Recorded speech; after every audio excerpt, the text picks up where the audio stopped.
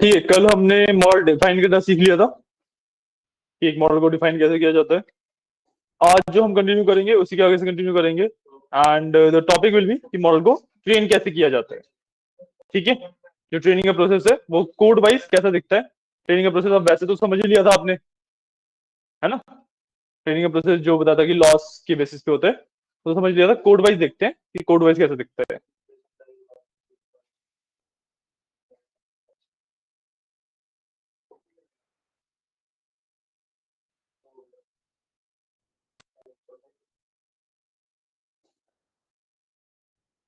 या तो लास्ट में हमने ये किया था, this was the last code we did.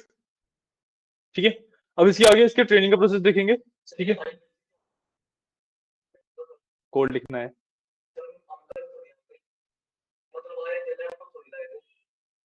तो घर जाकर रिकॉर्डिंग से क्यों नहीं लिखा? तो कोई बात नहीं है, जाकर रिकॉर्डिंग से लिख लेना। अच्छा अच्छा,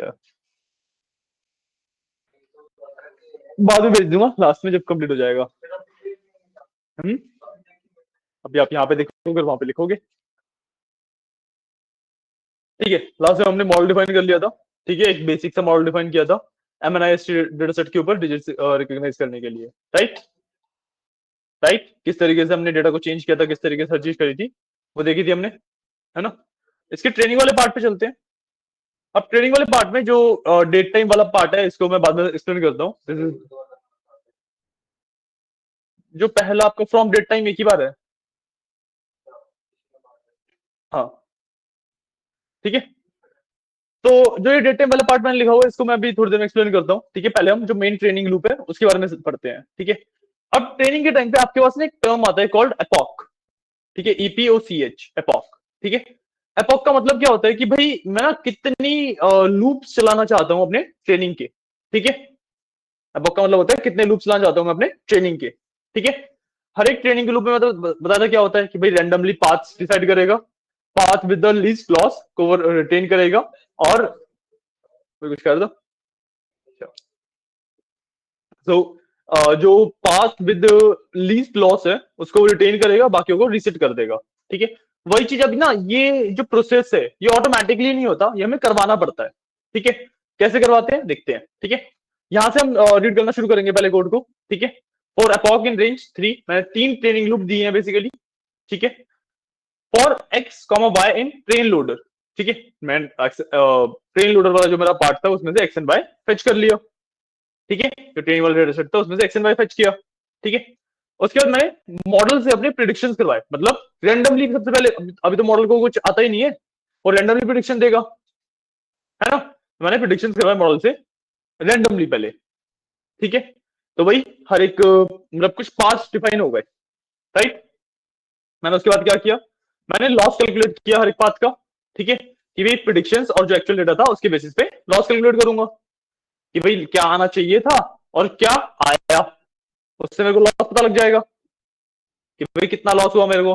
राइट, उसके बाद क्या करता हूँ, ऑप्टिमाइजर डॉट जीरो ग्रेड।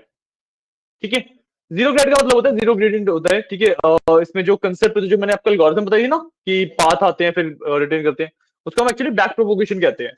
उस एल्गोरिथम का नाम है बैक प्रोपोगेशन। ठीक है, बैक प्रोपोगेशन क्यों है उसका नाम, क्योंकि हम पाथ्स को रिट्रेस कर रहे होते हैं टू कैलकुलेट द लॉस। ठीक है, ठीक है, इतना पार्ट समझ आया। अब जो ये जीरो ग्रेड है ना, दिस इज जीरो ग्रेडियंट। ठीक है, ठीक है, दिस इज जीरो ग्रेडियंट। अब देखो अपने न्यूरल नेटवर्क्स में हम दो तरीके से डायरेक्शन, सॉरी, ठीक है, इसमें हम रेंज यूज कर रहे हैं। सबसे पहले तो एपॉक होते हैं बेसिकली ट्रेनिंग लूप्स की कितनी बार ये पर्टिकुलर लूप चलेगा। ठीक है, तो मैंने यहाँ पे 3 डिफाइन किया, और हर एक एक्स और वाई के लिए मैं अपने मॉडल को ट्रेन कर रहा हूँ। ठीक है, तो तभी मैंने 4 X and Y in train load लिया, मतलब ट्रेनिंग का मेरा जितना भी डेटा है हर एक रो के लिए मेरा मॉडल ट्रेन होगा। ठीक है। उसके बाद मैंने मॉडल से प्रिडिक्शंस लिए, जो मैंने बताया था रैंडम पाथ बन जाते हैं, तो रैंडम पाथ बनाने के लिए मैंने मॉडल से बाय डिफॉल्ट प्रिडिक्शंस निकलवाए। ठीक है, उन प्रिडिक्शंस का लॉस कैलकुलेट किया। ठीक है, अब देखो हम जो न्यूरल नेटवर्क की बात करते हैं तो उसमें ना हम दो तरीके से मूव करते हैं बाय डिफॉल्ट, मतलब एक बेसिक स्केल पे दो तरीके से मूव करते हैं। एक तो हम इनपुट से आउटपुट की तरफ जा रहे हैं, और एक आउटपुट से इनपुट की तरफ आ रहे हैं। इनपुट से आउटपुट की तरफ कब जाते हैं, जब हमें पाथ्स डिफाइन करने होते हैं कि किस पाथ को फॉलो करना चाहिए, राइट। एंड आउटपुट से इनपुट की तरफ कब आते हैं, जब मेरे को लॉस कैलकुलेट करना है। ठीक है, तो जब मैं इनपुट से आउटपुट की तरफ जा रहा हूं ना, उस वाले पार्ट को कहते हैं ग्रेडियंट डिसेंट। उस वाले पार्ट को हम कहते हैं ग्रेडियंट डिसेंट। ठीक है, जब मैं आउटपुट से इनपुट की तरफ आता हूं तो उसे कहते हैं बैक प्रोपोगेशन। ठीक है, ठीक है, तो हम ग्रेडियंट डिसेंट करते हैं, फिर बैक प्रोपोगेशन करते हैं, फिर ग्रेडियंट डिसेंट करते हैं, फिर बैक प्रोपोगेशन करते हैं। इसी साइकिल में हमारा मॉडल ट्रेन होता है। ठीक है, वो कैसे रहा, मैंने मॉडल से प्रिडिक्शंस करवाए, उन प्रिडिक्शंस में जो लॉसेस हुए, एक्चुअल मतलब पहली बार में रैंडमली मॉडल प्रेडिक्ट कर रहा है तो ऑब्वियसली आंसर सही नहीं देगा, तो हमने ना यहाँ पे लॉस कैलकुलेट किया। ठीक है, लॉस कैलकुलेट करने के बाद हमने क्या किया, लॉसेस की वैल्यू आ गई मेरे पास सारी। उसके बाद मैंने ऑप्टिमाइजर डॉट जीरो ग्रेड कर दिया। जीरो ग्रेड का मतलब क्या होता है, जितने भी पाथ बने थे वो सब हट गए। ठीक है, बेसिकली मेरा मॉडल जैसा बेस स्टेट में था वैसा वापस हो गया। ठीक है, उसके बाद मैं लॉस डॉट बैकवर्ड किया। लॉस डॉट बैकवर्ड के टाइम पे ये बैक प्रोपोगेशन मेरी, ठीक है, कि भाई जहां पे सबसे लीस्ट लॉस था उस वाले पाथ को मैंने रिकंस्ट्रक्ट कर दिया। ठीक है, उस वाले पाथ को बेसिकली मैंने रिटेन कर लिया, उसको रख लिया। ठीक है, उसके बाद मैंने ऑप्टिमाइजर डॉट स्टेप, ऑप्टिमाइजर को बेसिकली बता दिया कि भाई ये वाला पाथ फिलहाल लीस्ट लॉस वाला है, इसको सेव करके रखना है। ठीक है, तो अगली बार बेसिकली ऑप्टिमाइजर स्टेप का मतलब क्या होगा कि अगली बार जब वो पाथ को डिफाइन करेगा ना, तो इस वाले पाथ को रखेगा, इस वाले पाथ को याद रखेगा, और बाकी के पाथ्स फिर डिफाइन करेगा वो। ठीक है, अब यहाँ पे जब मैंने एग्जाम्पल दिया तो मैंने एक पाथ की बात करी, एक्चुअली ना एक पाथ नहीं होता, कि भाई मान लो 10% लॉस के हमारे पांच छह पाथ भी आ सकते हैं, तो 5 से 6 सबको रखेगा। ठीक है, और यूजुअली ऐसा ही होता है कि भाई 5 5 10 पाथ हमारे पास बहुत कम लॉस के आते हैं, तो सबको रखता है। ठीक है, क्लियर है। उसके बाद जब दोबारा बैक प्रोपोगेशन होती है, दोबारा ये लूप चलता है। उसके बाद हाँ पहले मैं बता देता हूँ, तो मैंने एपॉक काउंट ले लिया कि भाई कौन सा ट्रेनिंग लूप चल रहा है, एंड लॉस कैलकुलेट कर लिया कि भाई इस ट्रेनिंग लूप में टोटल लॉस कितना आया मेरे को। ठीक है, and eventually with the training loop loss मेरा कम होता चला जाता है। ठीक है, क्योंकि पहली बार में बहुत सारा लॉस आएगा, दूसरी बार में जब मैंने लीस्ट लॉस वाला पाथ था वो फिक्स किया, तो उसकी वजह से लॉस कम होगा ना ओवरऑल मेरा, तो इस वजह से मेरा लॉस ओवर द टाइम कम होता चला जाता है। ठीक है, अब यहाँ पे जो मैंने ऑप्टिमाइजर स्टेप किया ना, इसमें जो पाथ उसने फिक्स किए, अब ऐसा नहीं है कि उन पाथ्स को दोबारा बिल्ड करने का ट्राई नहीं करेगा, उन पाथ को दोबारा बिल्ड करने का भी ट्राई कर सकता है। ठीक है, बट चेक वही करेगा कि भाई जो पहले वाले पाथ थे क्या उससे लॉस कम हुआ है। मान लो 10% लॉस हुआ था पहली बार में, ठीक है, दूसरी बार में लेट से 5% भी तो रह सकता है ना। तो ये भी चेक करता है कि भाई पहली बार से इस बार में कम हुआ है कि नहीं हुआ है, फिर से भाई लीस्ट लॉस वाली चीजों को वो रखता है, बाकियों को हटा देता है। क्लियर हुआ ट्रेनिंग कैसे करते हैं हम, हमारे एक डीप लर्निंग मॉडल की ट्रेनिंग कैसे हो रही है, समझ आया। इसके अंदर सबसे इंपॉर्टेंट टर्म्स यही दो है, gradient descent and back propagation. ठीक है, ग्रेडियंट डिसेंट जब मैं बेसिकली इनपुट से आउटपुट की तरफ जा रहा हूँ, जब आउटपुट से इनपुट की तरफ आ रहा हूँ तो बैक प्रोपोगेशन। ठीक है, कि मॉडल की डायरेक्शन तो इनपुट से आउटपुट की तरफ है, राइट, तो ग्रेडियंट डिसेंट मतलब मैं डिसेंड कर रहा हूँ, एक पाथ को फॉलो कर रहा हूँ, राइट। एंड जब मैं आउटपुट से इनपुट की तरफ आ रहा हूँ तो मैं पाथ पे उल्टा आ रहा हूँ, so that is back propagation. ठीक है, जब मेरा यहाँ पे एपॉक वगैरह रेडी हो जाता है, इसके बाद मेरा लूप कंप्लीट हो जाता है, मेरा जो ट्रेनिंग है वो कंप्लीट हो जाता है, और मॉडल मेरा मॉडल नाम के वेरिएबल के अंदर ही सेव्ड रहता है। ठीक है, उससे फिर मैं दोबारा जब प्रेडिक्शन करवाऊंगा तो वो बहुत ज्यादा बेटर रिजल्ट देता है। ठीक है,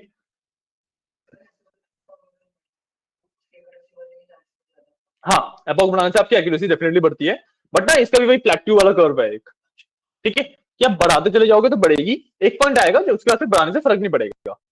ठीक है, तो वो आपको डिफाइन करना देखना पड़ता है कि भाई होते हैं जिसमें हजार हजार ट्रेनिंग लूप्स भी चलते हैं, कई सारे, जैसे ये वाला मॉडल है इसमें 3 भी मोर देन इनफ रहते हैं।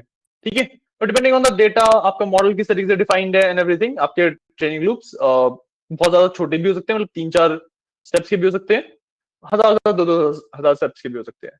जो एआई वाले पार्ट के अंदर हम एक नैनो जीपीटी, जी हाँ, जो एआई वाले पार्ट के अंदर हम ना एक नैनो जीपीटी का प्रोजेक्ट करेंगे, तो उसके अंदर आप देखोगे कि वो ना काफी कॉम्प्लेक्स मॉडल है। ठीक है, तो उसके अंदर हमें ऑलमोस्ट 1000 के आसपास हम ट्रेनिंग लूप देते हैं उसे। ठीक है, तो भाई वो 1000 बार उसके स्टेप्स वगैरह को फिगर आउट करता है। क्यों भैया कि जितना ज्यादा कॉम्प्लेक्स मॉडल होगा उसको उतने ज्यादा स्टेप्स लगेंगे एक अच्छी खासी एक्यूरेसी अचीव करने में, है ना। तो हाँ, ये वाला पार्ट था, इसको आप नोट कर सकते हो। इसमें जो डेट एंड टाइम वाला पार्ट है, बस मैंने टाइम कैलकुलेट करने के लिए देखा है कि भाई मेरे को एक्चुअली ये चीज करने में टाइम कितना लग रहा है। किसी भी पाइथन के कोड का अगर आपको ये देखना है कि भाई उस कोड को रन होने में टाइम कितना लग रहा है, तो आप शुरुआत में एक स्टार्ट टाइम डिफाइन कर देते हो, फिर आप अभी के टाइम में से स्टार्ट को माइनस कर देते हो। मैं देख रहा हूँ ऑलमोस्ट मेरे को 23 सेकंड्स लगे हैं यहाँ पे। ठीक है, तो ये वाला पार्ट था। ये वाला पार्ट इतना ज्यादा इंपॉर्टेंट नहीं है, मैंने किसी ना किसी वजह से इसको लिखा होगा। ठीक है, आप सिर्फ यहाँ 4 से लिखना भी स्टार्ट कर सकते हो, बेसिकली आपको रिजल्ट सेम मिलेगा। समझ आया? क्लियर है ट्रेनिंग वाला पार्ट? हाँ जी, अब आप पूछिए, क्या पूछना था?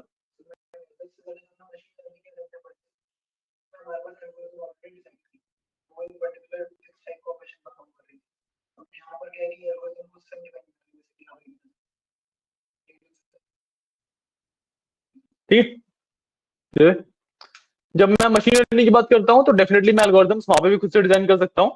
बट वही प्रॉब्लम आती है कि मशीन लर्निंग में ना लिमिटेशन ही बहुत सारे हैं।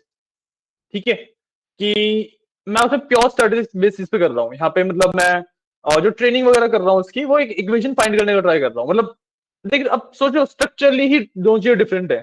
मैं वहां पे क्या कर रहा होता हूँ, एल्गोरिथम का एक बेस्ट सॉल्यूशन फाइंड करने का ट्राई कर रहा होता हूँ, that is the training part of the machine learning. यहाँ पे मैं एक्चुअली पास्ट डिफाइन कर रहा हूँ, लॉसेस को कम कर रहा हूँ। इक्वेशन वगैरह से फर्क नहीं पड़ रहा मेरे को, मतलब डेफिनेटली इन दी एंड ये भी मैथमेटिकल इक्वेशन ही है, बट मेरे को उनके रिजल्ट से फर्क पड़ रहा है। मेरे को इक्वेशन नहीं फाइंड करनी, मेरे को एक इक्वेशन है उसका रिजल्ट सबसे कम करना है। करिए पॉइंट, कि वहां पे मैं इक्वेशन ही फाइंड कर रहा हूँ, यहाँ पे इक्वेशन ऑलरेडी है, उसका रिजल्ट मैं कम से कम लाने की ट्राई कर रहा हूँ। ठीक है, तो यहाँ पे आप देखोगे लॉस मेरा सबसे पहले 0.267 था, फिर बढ़ गया। क्या हुआ?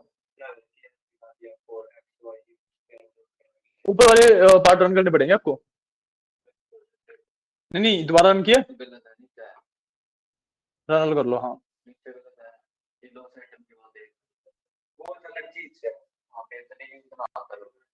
क्या चीज? अरे दिखाओ।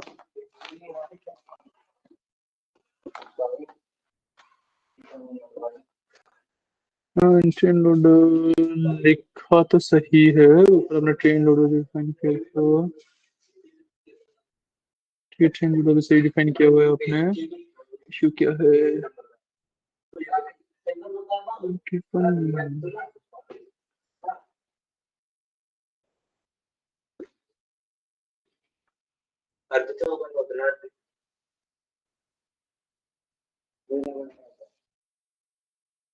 ये क्या इशू है? ट्रेन लोडर डिफाइन तो सही से है,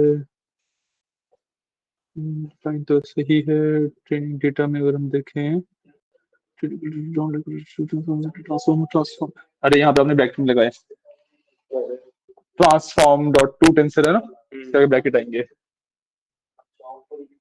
यहाँ पे दिक्कत है, ये ब्रैकेट नहीं लगाया आपने, ये वाले।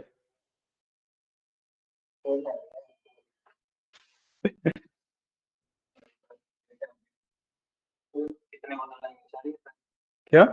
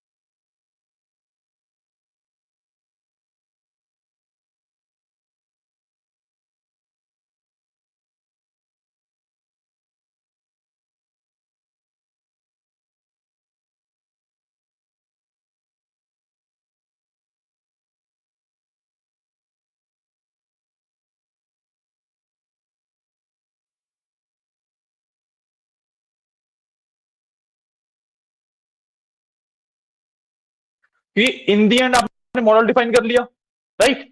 मॉडल डिफाइन करने के बाद आप सिंपली उस पर प्रिडिक्शन करवा के एक्यूरेसी वगैरह टेस्ट कर सकते हो, ठीक है। क्योंकि एक्यूरेसी टेस्ट करने के लिए क्या चाहिए, एक्चुअल डेटा और प्रिडिक्टेड डेटा, तो मेरे पास दोनों है। तो मैं नॉर्मली वही अपना accuracy, F1 score, classification report,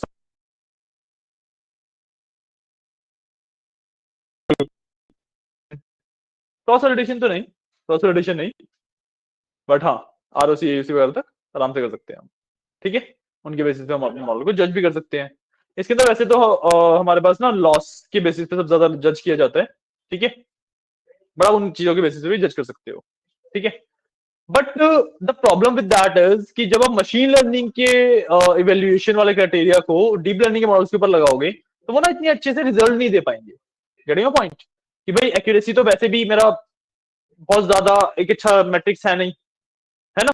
और मैं क्लासिफिकेशन रिपोर्ट या स्कोर वगैरह की बात करूं तो that is definitely good, but इतना ज्यादा वो भी मेरे को मतलब डीप लर्निंग के अंदर जो प्रिडिक्शन वगैरह पार्ट है वो इतना ज्यादा अच्छे से नहीं वो बता पाएंगे, ठीक है। हमारे पास इसमें डिफरेंट वे होता है, तो इसमें एक दूसरा तरीका होता है कैलकुलेट करने का, ठीक है। इसको एवेल्युएट करने का डिफरेंट वे होता है। इसको एवेल्युएशन के लिए हम बेसिकली वही एक्यूरेसी कैलकुलेट करते हैं, ठीक है। आप कुछ भी कैलकुलेट कर सकते हो। आपको करना क्या है कि आपने करेक्ट और टोटल मैंने दो डिफाइन किए, दोनों को 0 दिया, ठीक है। मेरा सिंपल सा गोल क्या है कि मैं टोटल नंबर ऑफ आउटपुट्स देख लूं, ठीक है, कि भाई टोटल कितने होने चाहिए थे, उसमें से उसने सही कितने बताए हैं, ठीक है। ये हमारे पास यहाँ पे 1115 वो है टेस्टिंग वाले पार्ट्स, राइट। उसमें से टोटल तो 1115 हो गया, ठीक है। उसने करेक्ट कितने बताए वो फाइंड आउट कर लेंगे हम, ठीक है। दोनों को डिवाइड करेंगे, मेरे पास एक्यूरेसी आ जाएगी, ठीक है। और जो यही करेक्ट वाला पार्ट है, ठीक है, ये मेरे प्रोडिक्शन है, ये मतलब करेक्ट वाला पार्ट भी नहीं, और मेरे पास पूरे प्रॉपर प्रोडिक्शन होते हैं, और मेरे पास वाई भी है। तो मैं प्रोडिक्शन और वाई के बेसिस पे नॉर्मली एक्यूरेसी स्कोर से भी एक्यूरेसी कैलकुलेट कर सकता हूँ, प्लस मैं क्लासिफिकेशन रिपोर्ट वाला भी निकाल सकता हूँ, ठीक है। वैसे एक्यूरेसी निकालना इज प्रीटी सिंपल, ठीक है। मैंने यहाँ पे क्या किया, यहाँ पे ना थोड़ा सा डिफरेंस आ जाता है, ठीक है। मैं डायरेक्टली प्रिडिक्शन नहीं करवाता, जो मैंने यहाँ पे ऑप्टिमाइजर डॉट जीरो ग्रेड किया था ना, जो ऑप्टिमाइजर डॉट जीरो ग्रेड किया था, तो जब भी बेसिकली मैं मॉडल को रन करता हूँ मेरे पास ना ग्रेडिंग होती है, मॉडल में प्रोपोगेशन होगी आगे, मॉडल में जब प्रोपोगेशन कह रहा हूँ, ग्रेडियंट डिसेंट हो रहा है तो मॉडल में पाथ बन रहे हैं, राइट। बट जब मेरा मॉडल एक बार रेडी हो गया उसके बाद थोड़ा ना मेरे को पाथ बनाने हैं, उसके बाद तो जो पाथ ऑलरेडी एग्जिस्ट कर रहे हैं उसी के ऊपर मेरे को प्रेडिक्शंस लेने हैं। तो इसलिए मैं यहाँ पे with torch dot no grade करता हूं कि भाई ग्रेड डिसेंट अब नहीं होगा, नए पाथ नहीं बनेंगे, ठीक है। Getting a point, getting a point. एक बार जो पाथ बन गए, अब जब मैं प्रिडिक्शन कर रहा हूँ उसको इवेल्युएट कर रहा हूँ तब तो उन्हीं पाथ को यूज करूंगा ना, तब थोड़ी ना मेरे को नए पाथ बनवाने हैं। नया पाथ अगर मैं टेस्टिंग के टाइम पे भी नए पाथ बनवाऊंगा तब तो भाई फिर वो बनाते ही चले जाओ, ट्रेनिंग वाला पार्ट ही हो गया एक तरीके से, गेटिंग पॉइंट। तो यहाँ पे मैं करता हूँ with torch dot no grade, ताकि अब उसके ऊपर कोई भी नए पाथ वगैरह ना बने, ठीक है। फिर भाई X Y in test loader prediction model X dot argmax dim one किया मैंने, बेसिकली मैक्सिमम आर्ग्यूमेंट्स एक सिंगल डायमेंशन वाले दे रहा हूँ मतलब, ठीक है। और क्योंकि इसको मैं रिलेट भी कर सकता हूँ, एक्स मेरा सिंगल डायमेंशन के अंदर है, अब डबल डायमेंशन के अंदर नहीं है ना। उसके बाद मैंने टोटल में plus equal to Y plus size 0, मतलब जो वाई कॉलम है उसका साइज ले लिया मैंने, ठीक है। 0 का यहाँ पे मतलब है कि भाई एक कॉलम की बात कर रहा हूँ मैं, सिर्फ फर्स्ट कॉलम की बात कर रहा हूँ, क्योंकि वाई के अंदर काफी सारे कॉलम्स भी हो सकते हैं, राइट। तो मैं फर्स्ट कॉलम को साइज ले लिया, मैंने टोटल के अंदर ऐड कर दिया, मेरे पास टोटल नंबर ऑफ टेस्ट आ गए, ठीक है। करेक्ट में मैंने क्या किया कि करेक्ट प्लस इक्वल टू, जहां पे प्रिडिक्शन इक्वल टू लेबल्स है, वाइज में लेबल ना, नहीं समझ आ रहा है। हाँ बेसिकली कहां तक, यहां तक समझ आया, ये वाला पार्ट समझ आया, ऊपर से गया। देखो टोल डॉट नो ग्रेड से बात करते हैं सबसे पहले, ठीक है। जब मैं ऊपर ट्रेनिंग कर रहा था तो मैंने क्या बताया था ट्रेनिंग कैसे होती है, कि भाई वो रैंडमली पाथ बनाएगा, ठीक है, सबसे कम लॉस वाले पाथ को रखेगा, बाकियों को हटा देगा, ठीक है। This is the training part. अब जब मैं उससे प्रिडिक्शन करवा रहा हूं तब तो मेरे को नए पाथ नहीं बनवाने, ठीक है। जब मैं एक्चुअली मॉडल को यूज कर रहा हूं तब तो जो उसने पाथ ऑलरेडी बना लिए, मैं चाहता हूं कि उसी के ऊपर डेटा टेबल करके आए, राइट। तो मेरे को सबसे पहले अपने कोड को, अपने मॉडल को ये बताना पड़ता है कि भैया ट्रेनिंग नहीं हो रही तुम्हारी, अब तुम्हें नए पाथ नहीं बनाने। तो विद डॉट नो ग्रेड जो है ये वही बता रहा है कि भाई अब तुम्हें नए पाथ नहीं बनाने हैं, ठीक है। उसके बाद मैंने टेस्टिंग शुरू करी, ठीक है, for X Y in test loader. ये ऊपर जैसे मैंने ट्रेनिंग वाले को किया था वैसे ही मैंने टेस्टिंग वाला डेटा लिया है, ठीक है। मैंने प्रिडिक्शंस का एक वेरिएबल लिया और मॉडल को एक्स वैल्यू देके, जो मेरे वेरिएबल जिसकी बेसिस पे प्रिडिक्शन होगी वो देके मैंने प्रिडिक्शंस करवा ली, ठीक है। आर्गमेक्स डिम इक्वल टू वन का बेसिकली मतलब होता है कि जो एक्स में आर्ग्यूमेंट्स हैं, पैरामीटर्स हैं, ठीक है, वो डिफाइन कर रहे हैं कि हम सिंगल डायमेंशनल आर्ग्यूमेंट्स है, मतलब 2D डेटा नहीं दे रहा, 1D डेटा है, ठीक है। इसको आप बेसिकली इसी तरीके से याद कर लो, आप कभी भी 2D डेटा मॉडल को देते ही नहीं हो, और अगर आप एक मॉडल को 2D डेटा दे रहे हो तो फिर आपको ऑलरेडी पता है कि यहाँ पे क्या लिखना है आगे, ठीक है। तो या हमने प्रिडिक्शंस करवा लिए, ठीक है। उसके बाद मैंने टोटल में वाई डॉट साइज निकाल लिया कि भाई वाई का जो भी साइज है वो मेरा टोटल साइज हो गया। वाई का साइज मेरा 1115 था, 1115 रोज है वाई के अंदर, राइट। वो मेरे यहाँ टोटल के अंदर आ गई, ठीक है। एसी नहीं चल रहा क्या यार, ठीक है। वाई के अंदर टोटल आ गया। उसके बाद फिर मैंने करेक्शन, जो करेक्ट प्रिडिक्शन है उसकी बात कर रहा हूँ, सॉरी, साइज में जीरो। बेसिकली वाई के अंदर ना काफी सारे मेरे पास कॉलम्स हो सकते हैं, तो यहाँ पे मैं इंडेक्स दे रहा हूँ कि किस कॉलम का साइज चाहिए, जीरो मतलब सबसे फर्स्ट कॉलम का। अभी यहाँ पे है भी एक ही कॉलम मेरे पास, तो वैसे तो मेरे को बताना नहीं चाहिए था, बट यहाँ पे मेरे को बताना पड़ता है, दैट इज लाइक सिंटेक्स, कि भाई कौन से कॉलम का चाहिए, अगर बेशक से एक भी है तभी बताना पड़ता है, ठीक है।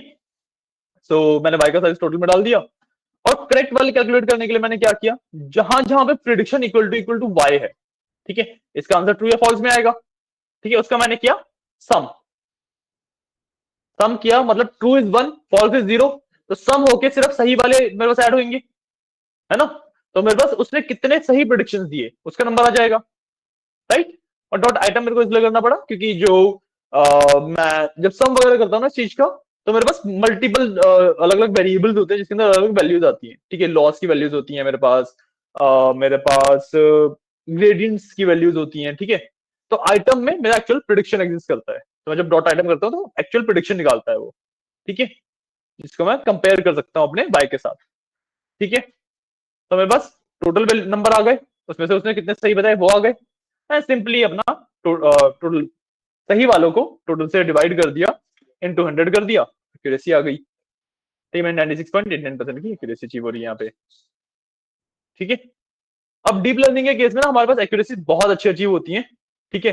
तो बायसेंस वगैरह तो आप क्लासिफिकेशन रिपोर्ट से देख ही सकते हो, ठीक है। एक्यूरेसी का नंबर यहाँ पे जैसे हम मशीन लर्निंग में जब थे तो 80% एक्यूरेसी भी अच्छी खासी अच्छी मानी जाती थी, ठीक है, गुड मानी जाती है। यहाँ पे आपकी 99% तक एक्यूरेसी अचीव हो सकती है आराम से, ठीक है। तो 96 इज द गुड एक्यूरेसी यहाँ पे। यहाँ पे अगर आपका 70 80 समथिंग एक्यूरेसी आ रही है तो फिर वो प्रॉब्लमेटिक है, ठीक है। समझ आया वाला पार्ट। तो हमने वही किया, डेटा डिफाइन किया, प्री प्रोसेसिंग करी, मॉडल डिफाइन किया, मॉडल को ट्रेन किया, मॉडल को टेस्ट किया, ठीक है। तो सेम वही एआई वाली पाइपलाइन है, जो मशीन लर्निंग में भी वही चल रही थी, डीप लर्निंग में भी वही चल रही है। कैसे कर रहे हैं हमारे स्टेप वो चेंज हो रहा है डेफिनेटली, बट जो पाइपलाइन है, जो स्टेप्स हैं वो सेम ही है, ठीक है। तो ये वाला पार्ट भी लिख लो,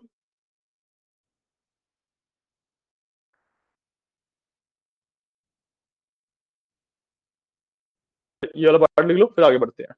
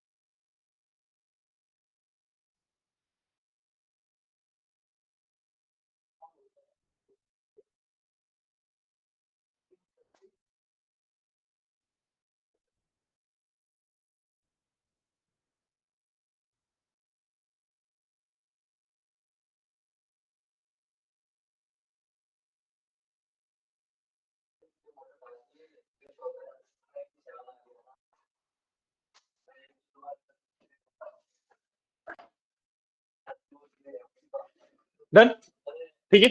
एक्यूरेसी अच्छी खासी आई है, सॉरी 97% ठीक है, 96 97 बॉक्स, ठीक है। आगे चलते हैं। हाँ, अब हमने एक सिंपल मॉडल की बात करी पहले, ठीक है। अब ना जो डीप लर्निंग के मॉडल है, आपने यहाँ पे भी देखा कि भाई ऑलमोस्ट 23 सेकंड्स लगे हैं, जबकि हम मशीन लर्निंग के मॉडल को जब ट्रेन करते हैं तो एक एक दो दो सेकंड में हो जाते हैं वो, है ना। यहाँ पे स्टिल 23 सेकंड्स लगे हैं, 23 seconds, not that much of a time, ठीक है। बट इस चीज को देखो कि जो हमारा मॉडल है वो बहुत ज्यादा सिंपल है। इट्स लाइक कि हम अभी तक ना एबीसी लिखा है हमने बस, राइट। एंड उस चीज में भी हमें 23 सेकंड्स लग रहे हैं।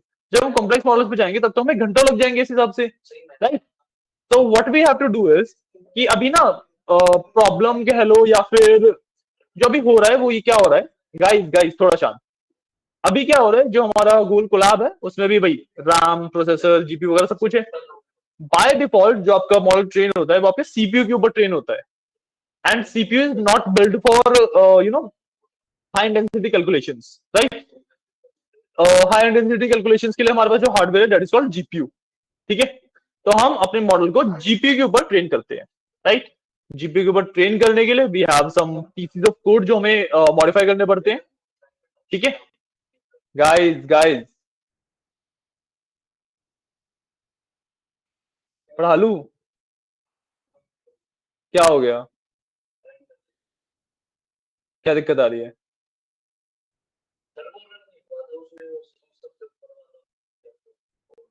कर लो, रन कर लो, फिर बताता हूँ।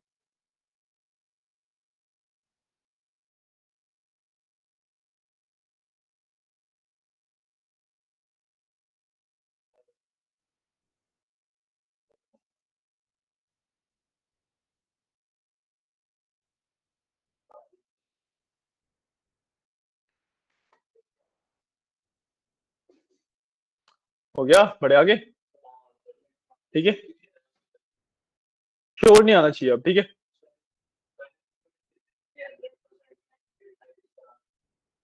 इतनी सारी कैसे आ गई? लूप के अंदर डाल दिया होगा आपने, ये प्रिंट वाला पार्ट 4 के अंदर डाला हुआ होगा।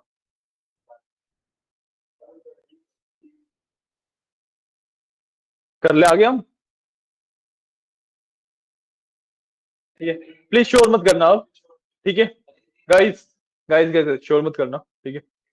हाँ, तो हम बात कर रहे हैं कि भाई अब मेरे को अपना मॉडल को, अपने डेटा को, सबको, पूरे ट्रेनिंग वाला जो पार्ट है जीपी के ऊपर रन करना है, राइट। ताकि मैं हाई इंटेंसिटी इंटेंसिटी कैलकुलेशंस बहुत फास्ट कर सकूं, मेरे मॉडल के जो ट्रेनिंग टाइम है वो बहुत ज्यादा कम हो जाए, राइट। तो इस चीज के लिए we have this simple process. मैंने यहाँ पे एक एग्जांपल लिया है, ठीक है। इसको हम एक्चुअली कोड के अंदर जो ट्रेनिंग वाला पार्ट है या प्रिडिक्शन वाला पार्ट है उस पे कैसे इंप्लीमेंट करते हैं वो भी हम आगे सीखेंगे। यहाँ पे सिंपल सा एग्जांपल लिया है कि हम एक्चुअली डेटा को जीपीयू के ऊपर भेजते कैसे हैं, ठीक है। तो यहाँ पे ना कंसेप्ट आता है क्यूडा का, CUDA, क्यूडा कहते हैं, ठीक है। तो ज्यादातर ना जब भी हम जीपीयू की बात कर रहे हैं तो हम एनवीडिया की बात कर रहे होते हैं। देखो हमारे पास मार्केट के अंदर 3 तरीके के जीपीयू अवेलेबल है, ठीक है। या तो एनवीडिया से आते हैं, या एएमडी से आते हैं, या इंटेल से आते हैं, ठीक है। 3 तरीके के जीपीयू जीपीयू हमारे पास अवेलेबल है, ठीक है। एंड अगर मैं बात करूं अब और डीप लर्निंग वगैरह की, एआई की, तो ये ना एनवीडिया इनको बहुत ज्यादा अच्छे से सपोर्ट करता है, ठीक है। एएमडी या इंटेल, इंटेल की तो चलो अभी है ही काफी नया जीपीयू में, सॉरी इंटेल के काफी सारे जीपीयू हैं। आर्क तो कैटेगरी है ना, नहीं डेडिकेटेड की ही बात कर रहा हूं मैं। आर्क एक सीरीज है पूरी, उसके अंदर मल्टीपल जीपीयू, जैसे एनवीडिया की आरटीएक्स सीरीज है ना, उसके अंदर 50 90 50 सब कुछ चलते रहते हैं। ऐसे आर्क इंटेल की एक सीरीज है जिसके अंदर मल्टीपल जीपीयूज है, ठीक है। या coming back to the topic, जो एनवीडिया के जीपीयूज है ना वो एआई वाले पार्ट के लिए बहुत ज्यादा अच्छे से डिजाइंड है। तो आप ना हर जगह पे देखोगे जो इम्प्लीमेंटेशन है वो ना एनवीडिया वाले जीपीयूज के लिए ही है, ठीक है। अगर आपको एएमडी के ऊपर करना है या किसी और के ऊपर करना है तो फिर आपको अलग से अपना पूरा ड्राइवर वगैरह लिखने पड़ते हैं, जो कि ज्यादा लोग प्रेफर नहीं करते, ठीक है। तो यहाँ पे जो क्यूडा टर्म यूज होता है ना, CUDA क्यूडा टर्म यूज होता है यहाँ पे, ठीक है। वो एनवीडिया के जीपीयू का ही टेक्निकल नेम होता है, ठीक है। तो यहाँ पे हम क्या कर रहे हैं, मैंने सिंपल सा एक रैंडम मतलब नंबर्स निकाले रैंडम, ठीक है। अब टॉर्च से निकाल रहा हूँ तो यहाँ से मेरे को टेंसर मिलता है, ठीक है। मैंने टेंसर बता दिया कि ये मेरा टेंसर है, ठीक है। और device is x dot device, कि बाय डिफॉल्ट डिवाइस कौन सा सिलेक्टेड है। ठीक है, आउटपुट में देखोगे तो यहाँ पे ये मेरा टेंसर आ गया 3x3 का, और device by default GPU selected होता है। ठीक है, मैं एक्स डॉट डिवाइस भी कर सकता हूँ कि भाई एक्स कहाँ पे एग्जिस्ट करता है, वो बता देता है सीपीयू पे या जीपीयू पे। ठीक है, अब मेरा जो टेंसर है वो फिलहाल सीपीयू पे है, बाय डिफॉल्ट आप टेंसर क्रिएट करोगे वो सीपीयू पे ही रहेगा। ठीक है, उसको मेरे को जीपीयू पे मूव करवाना पड़ता है। तो जीपीयू मूव कराने के लिए मैं क्या करता हूँ, सबसे पहले चेक करता हूँ कि जीपीयू अवेलेबल है या नहीं है। तो हम क्या करते हैं, torch dot CUDA dot is available, ये मेरे को ट्रू और फॉल्स देता है। अगर मेरे सिस्टम के अंदर जीपीयू लगा हुआ है तो दिस विल रिटर्न ट्रू, और जीपीयू नहीं लगा हुआ है तो दिस विल रिटर्न फॉल्स। ठीक है, तो जब जीपीयू लगा होगा तो मैंने क्या किया, X equal to X dot CUDA. ठीक है, ये ना काफी सिंपल कंसेप्ट है, अभी हम इसको थोड़ा सा और रिफाइन करेंगे आगे चल के। मैं जब एक्स डॉट क्यूडा करता हूं तो मेरे पास जो टेंसर है वो बेसिकली मेरा मेरे जीपीयू पे चला गया। ठीक है, उसके बाद जब मैंने चेक किया एक्स डॉट डिवाइस, तो नीचे देखो जीपीयू पे आ रहा है। ठीक है, समझ आया कंसेप्ट। ठीक है, क्यूडा वर्ड जहां पे भी आ रहा है बेसिकली वो जीपीयू को रेफर कर रहा है। ठीक है, क्लियर है। अब आप लोगों के में ना एक प्रॉब्लम क्या हो सकती है कि जब इस वाले पर्टिकुलर कोड को रन करोगे, इस वाले पर्टिकुलर कोड को जब रन करोगे तो आपका ना यहां तक का पार्ट आएगा, सिर्फ इस लाइन तक का। देयर इज अ चांस कि आपका ना इस लाइन तक का पार्ट आए, सिर्फ नीचे वाला पार्ट ही ना आए। हाँ, नीचे वाला आ गया है, आ गया। हाँ, वही मैं बता रहा हूँ कि जब जीपीयू पे स्विच हो जाता है उसके बाद ये वाला पार्ट आएगा, वरना ये प्रिंट ही नहीं होगा। तो इन केस अगर आपका ये वाला पार्ट प्रिंट नहीं हो रहा, मूव टेंसर टू जीपीयू वाला, ठीक है, तो उसका मेन प्रॉब्लम क्या होती है कि भाई यहाँ पे ना जो रन टाइम होते हैं मेरे पास अलग अलग तरीके के रन टाइम्स होते हैं कोलैब के अंदर।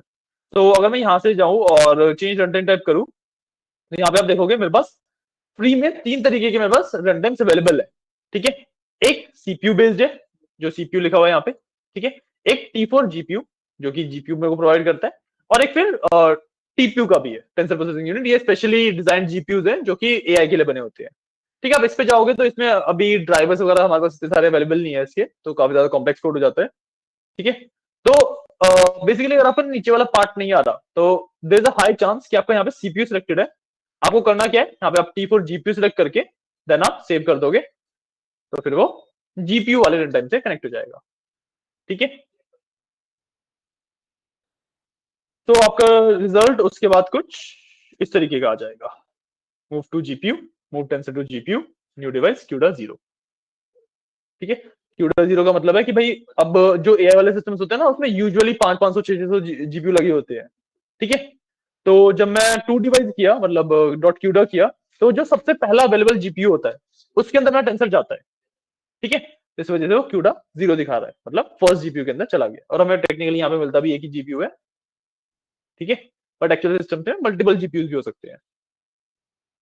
कंसेप्ट समझ आया। ठीक है, ये एक बहुत ज्यादा बेसिक कोड है, मतलब ये कुछ कर नहीं रहा है, बस दिस इज टू शो कि भाई डेटा जीपीयू के अंदर भेजते कैसे हैं। ठीक है, अभी हम आगे चल के इस कंसेप्ट को और थोड़ा सा डिफाइन कर देंगे। ठीक है, आगे चल के हम इस कंसेप्ट को और थोड़ा सा डिफाइन करेंगे। ओके, तो या ये वाला कोड लिख लिया, रन हो गया अच्छे से, किसी को कोई डाउट तो नहीं आ रहा। कोड लिखो ना,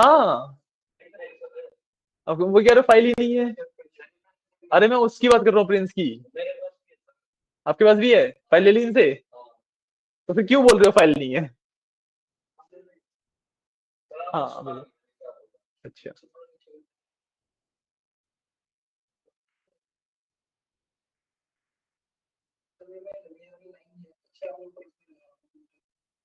सॉरी, हो गया। अच्छा अच्छा, हाँ बस ये वो मैंने स्ट्रिंग ही लिखी हुई है यहाँ पे बस। ठीक है, क्लियर है, कोई डाउट। सिंपल, ठीक है। अब जो हमने यहाँ पे ट्रेनिंग करवाई थी मॉडल की, जो ये वाली हमने मॉडल की ट्रेनिंग कराई थी, इसको हम जीपीयू पे करवाते हैं। ठीक है, टाइम डिफरेंस यहाँ पे हमें बहुत ज्यादा देखने को मिलेगा नहीं। ठीक है, क्योंकि हमारा मॉडल बहुत ज्यादा छोटा है, बट आपको एक्चुअली प्रोसेस समझ आ जाएगा कि एक मॉडल को जीपीयू पे ट्रेन करवाना कैसे है। ठीक है, तो कोड दिखाता हूं मैं, आप एक बार कोड देखो और बताओ मेरे को क्या समझ आ रहा है आपको ये कोड।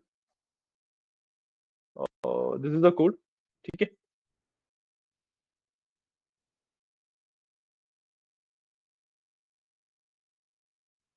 सिंपल, ये एमएलपी नहीं, यहाँ पे सिंपल कर लेना, मैंने मॉडल का नाम चेंज कर दिया था ना। हाँ, ये ना एक डिफरेंट ऑप्टिमाइजर है मेरे पास। हाँ,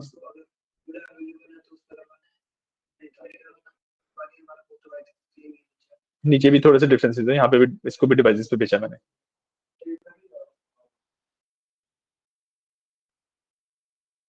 पॉइंट ना, ठीक है। सबसे पहले एचजीडी की बात कर लेते हैं। एचजीडी बेसिकली मेरा एक तरीके का ऑप्टिमाइजर है, ठीक है। वैसे तो हम एडम ऑप्टिमाइजर ही यूज करते हैं, but I am just telling you कि भाई एचजीडी भी अवेलेबल होता है। इसी तरीके से जो लॉस कैलकुलेटर है हमारा, हम क्रॉस एंट्रोपी लॉस यूज करते हैं। उसके अलावा हमारे पास फोकस लॉस, फोकल लॉस, काफी सारे अलग अलग एल्गोरिथम्स अवेलेबल होती हैं, ठीक है।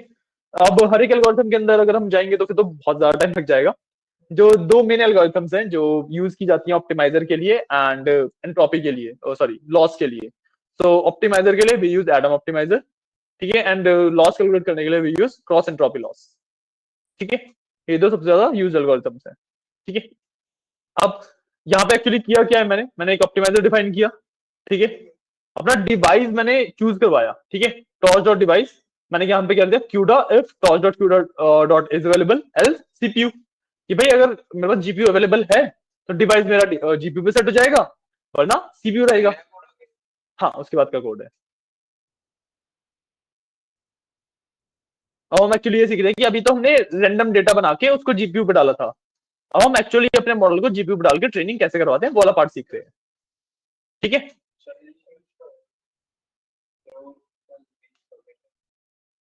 क्या हुआ,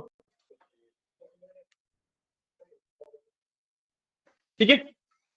तो इसके अंदर सेकंड लाइन के अंदर मैं डिवाइस सिलेक्ट कर लिया, अपना डिवाइस जो भी मेरे पास जीपीयू है सीपीयू है वो देख लिया, ठीक है। सबसे पहले लाइन में ऑप्टिमाइजर मैंने रीडिफाइन किया है। जो ऊपर मैंने ऑप्टिमाइजर डिफाइन किया था ना, कहाँ गया, ये वाला जो ऑप्टिमाइजर डिफाइन किया था, तो यहाँ पे मैं एडम ऑप्टिमाइजर यूज कर रहा था, सॉरी। अब मैं एचडीडी यूज कर रहा हूँ। ये सिर्फ बता रहा हूँ कि भाई ऑप्टिमाइजर और भी तरीके के हो सकते हैं, ठीक है। वैसे तो एडम ही सबसे बेस्ट होता है, बट अलग अलग ऑप्टिमाइजर मेरे पास अवेलेबल है, ठीक है। तो या डिवाइस मैंने डिफाइन किया, उसके बाद डॉट टू डिवाइस करके मैं अपने मॉडल को, डेटा को, किसी भी चीज को उस डिवाइस के ऊपर भेज सकता हूँ, ठीक है। और यहाँ पे मेरे पास सीपीयू और जीपीयू अवेलेबल होगा तो डिवाइस मेरा क्यूडा हो जाएगा, ठीक है। और टू क्यूडा हो जाएगा, फिर ये पॉइंट। तो मेरा जो मॉडल है वो पूरा का पूरा मॉडल उठ के मेरे जीपीयू पे चला जाएगा। बात समझ आइए, बात समझ आइए, ठीक है।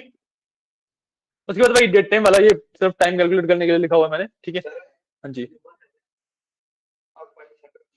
क्या हो गया, अभी लिखो ना मत ना, जब मैं समझा रहा था समझो, मैं लिखने का टाइम देता तो उसके बाद। मैं क्या कह रहा हूँ कि अभी जब मैं समझा रहा हूँ तो समझो, हाँ, लिखने का टाइम देता तो हूँ उसके बाद। अरे देखो, मैं टाइम देता हूँ, जब तक तुम्हारा पूरा नहीं होगा मैं आगे नहीं बढ़ूंगा ना ऑब्वियसली। हाँ, शुरू से देखते हैं इस चीज को, ठीक है।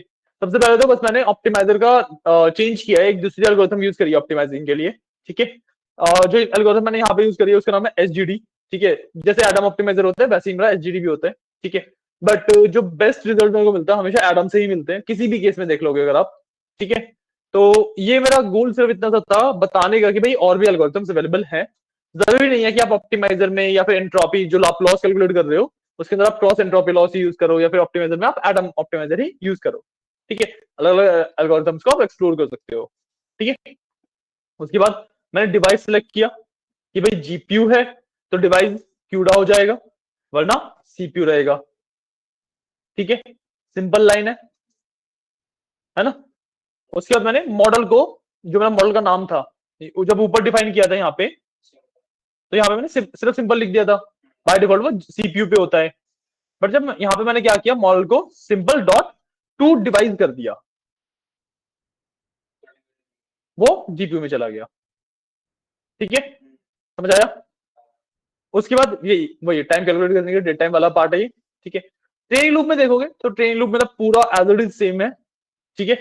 द ओनली डिफरेंस बीइंग कि जब मैं लूप के अंदर आ रहा हूं तो एक्स और वाई की जो वैल्यू है उन दोनों को भी मैं डॉट टू डिवाइस कर रहा हूं, क्योंकि मेरा मॉडल और मेरा ट्रेनिंग डेटा सब कुछ एक ही डिवाइस पे होना चाहिए, ठीक है। ऐसे वर्क नहीं करेगा भाई मॉडल तो जीपीयू पे है, डेटा मेरा सीपीयू में है। हाँ बेसिकली यहाँ पे हमने वो किया। मैं क्या बता रहा हूँ कि भाई मेरे पास दो चीजें चाहिए मेरे को ट्रेनिंग के लिए, एक मेरा मॉडल जिसको मेरे को ट्रेन करना है, दूसरा ट्रेनिंग डेटा जिस डेटा के ऊपर वो मॉडल ट्रेन होगा। तो मेरा बताने का मैं क्या बता रहा हूँ कि ऐसे काम नहीं चलेगा कि भाई आपका मॉडल जीपीयू पे है और डेटा सीपीयू पे पड़ा हुआ है, तो अलग अलग डिवाइसेस है तो वो कम्युनिकेट नहीं कर पाएंगे। आपको या तो दोनों चीजें सीपीयू पे होनी चाहिए या फिर दोनों चीजें ही जीपीयू पे होनी चाहिए, ठीक है। तो यहाँ पे जब मैं इसलिए मैंने डेटा के अंदर भी टू डिवाइस किया है, ठीक है। बाकी आपका एग्जैक्टली सेम है, राइट। इसके अंदर देखो तो टाइम थोड़ा सा यहाँ पे मेरा कम हुआ था, आप अपना टाइम कंपेयर कर लेना। मोस्ट प्रोबेबली अभी के लिए टाइम ना ऑलमोस्ट सेम ही आएगा, क्योंकि जो मेरा मॉडल है वो बहुत ज्यादा बेसिक मॉडल है, उसमें हमने बहुत ज्यादा कुछ एडवांस चीज कर नहीं रखी अभी। बेसिकली समझ लो डीप लर्निंग के हिसाब से जो भी हम मॉडल बना रखा है ना, वो इट्स लाइक कि एबीसी लिख रहे हैं हम, ठीक है। तो मेरा सीपीयू भी इतने छोटे मॉडल्स को बहुत अच्छे से हैंडल कर लेता है, पर जब मैं बड़े मॉडल्स के ऊपर जाता हूँ तब मेरा सीपीयू स्ट्रगल करता है। तो हमने इसलिए शुरुआत में ही जीपीयू पे डेटा डालते कैसे हैं वो सीख लिया है। क्लियर है? बात समझ आइए? कोड समझ आया? ठीक है, लिख लो इसे।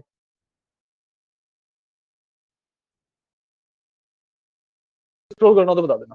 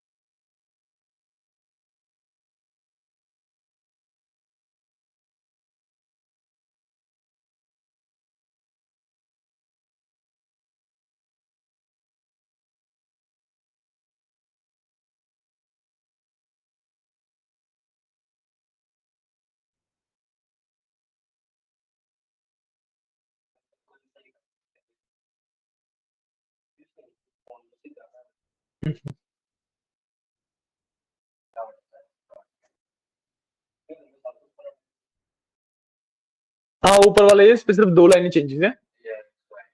हाँ ये एक लाइन एक्स्ट्रा है ऊपर वाले में बस ना, आप कॉपी पेस्ट कर सकते हो आराम से, कोई इशू नहीं है।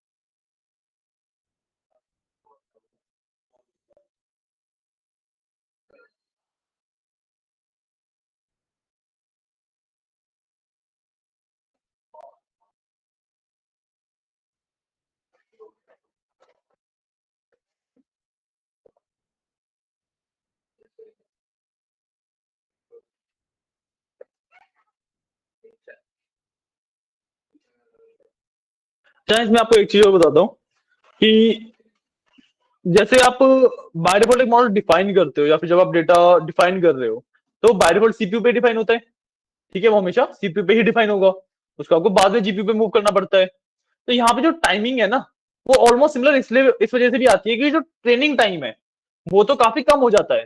बट आप देखोगे कि लूप के अंदर ना जहां पे मैं टाइम कैलकुलेट कर रहा हूँ एक्चुअली उसी लूप के अंदर मैं डेटा को जीपीयू पे रेगुलरली भेज भी रहा हूँ, राइट। तो जो ट्रांसफर वाला प्रोसेस है ना वो थोड़ा सा टाइम कंज्यूमिंग हो जाता है। Getting point? कि जब मैं डेटा को जीपीयू के ऊपर भेज रहा हूँ तो वो प्रोसेस थोड़ा सा टाइम कंज्यूमिंग है, इस वजह से भी जो टाइमिंग है वो ऑलमोस्ट सेम हो जाती है, ठीक है। बड़े मॉडल्स के ऊपर ये वाली चीज बहुत ज्यादा इफेक्टिव होगी, क्योंकि उसमें जो time to train compare to time to transfer वाला है, वो बहुत ज्यादा मतलब अच्छा खासा रेशियो मिल जाता है हमें। टाइम टू ट्रेन बहुत ज्यादा लगता है compare to time to transfer में। ठीक है, तो इस वजह से हमारी एक्यूरेसी एक्यूरेसी कह रहा हूँ, ट्रेनिंग टाइम इंप्रूव हो जाती है। ठीक है, हो गया। एरर दिखा रहा है, दिखाओ कहाँ पे, कौन सी लाइन में? ऑप्टिमाइजर में? देखो कहाँ पे गड़बड़ करी है आपने। एरर क्या दिखा रहा है? हो सकता है एरर, बताओ एरर पढ़ के तो।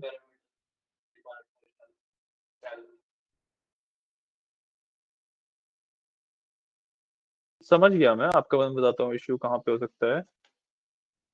तो,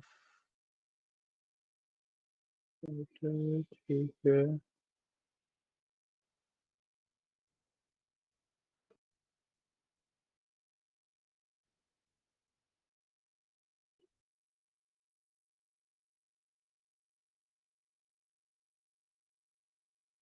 हाँ, इसमें एक चीज का ध्यान रखना, इसको मॉडल का ना ऊपर कर लो एक बार, ज्यादा फिक्स हो जाएगा ये।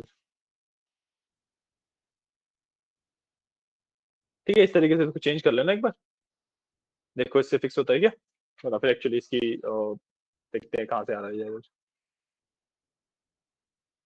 सॉरी, इसका थोड़ा सा ऑर्डर चेंज होगा, ये जो ऑर्डर रहेगा ना इसका, ये वाला रहेगा। हाँ हाँ, वही मैं बता रहा हूँ कि ये ऑर्डर रहेगा इसका, पहले डिवाइस फिर मॉडल फिर ऑप्टिमाइजर। ठीक है, और इसी में एक छोटा सा चेंज और मैं प्रेफर करूंगा, डिजाइन का तो फर्क ही नहीं पड़ता ना हमें। हाँ, डिजाइन का तो मैं फर्क ही नहीं पड़ता। दिखाओ, अब देखते हैं एक्चुअली इशू है क्या।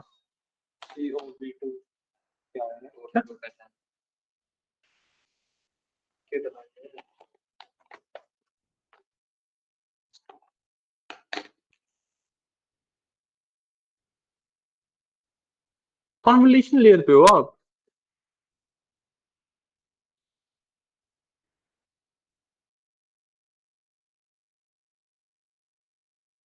हमने ये वाला मॉडल डिफाइन नहीं किया।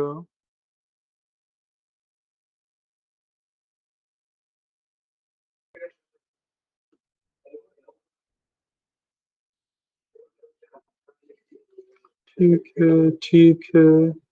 अच्छा, अरे सुनो, आपने ये गड़बड़ कर रखी है, आपने ना एक एक्स्ट्रा कोड भी लिखा हुआ है ना यहाँ पे, ये बाद वाला कोड है शायद से। सर ये तो नीचे है। हाँ, ये नीचे वाला है, बट ये रन हो रखा है। आपके जो मॉडल का पैरामीटर है ना, वो ये वाला लगा हुआ है। हाँ, इसमें आपको क्या करना पड़ेगा, कोड के ऊपर नहीं नहीं नहीं नहीं, इसको आपको करना क्या पड़ेगा, इसको आप delete disconnect and delete run time करोगे, ऊपर नीचे करने से फर्क नहीं पड़ेगा। आप समझो कि जो मॉडल आपने डिफाइन किया, वो तो पैरामीटर वही बन गया ना। कि मॉडल की वैल्यू आपकी जो लास्ट में मॉडल बना हुआ है वो हो गई। बात समझ आई मेरी?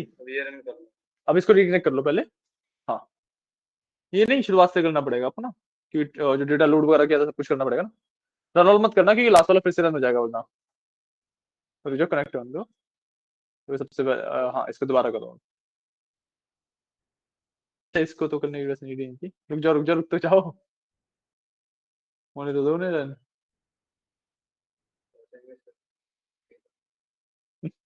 ठीक है, बस यहीं पे रुक जाओ अभी।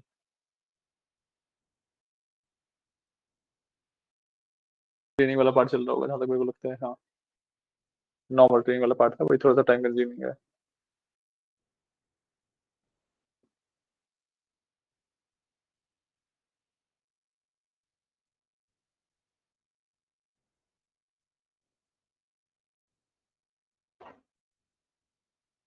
देखो अब चल गया ना,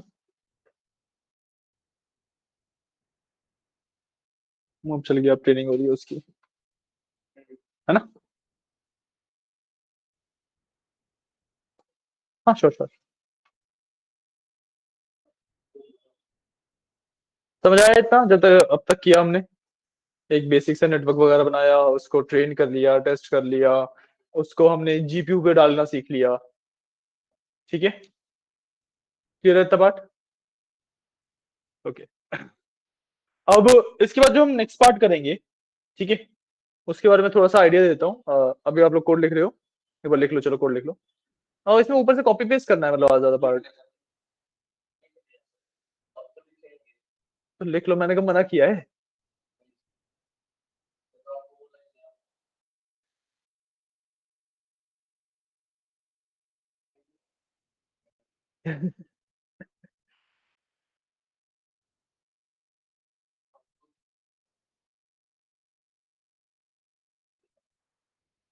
क्या है जरा बताओ, एरर क्या है वो बताओ।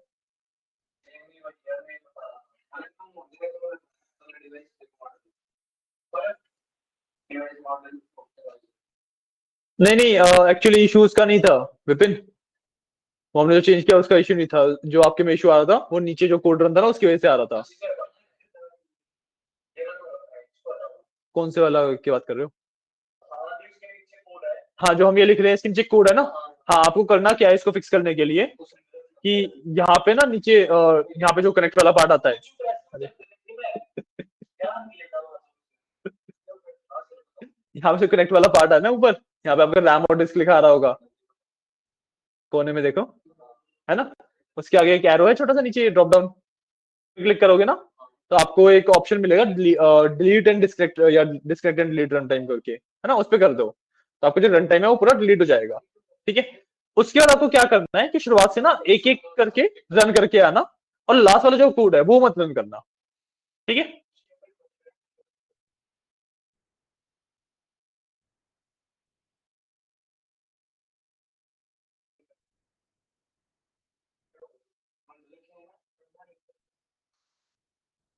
जो हमने मॉडल का नाम था वो सिंपल कर दिया था, मतलब पहले एमएलपी था, फिर हमने सिंपल कर दिया था, तो आपका जो भी है वो देख लेना।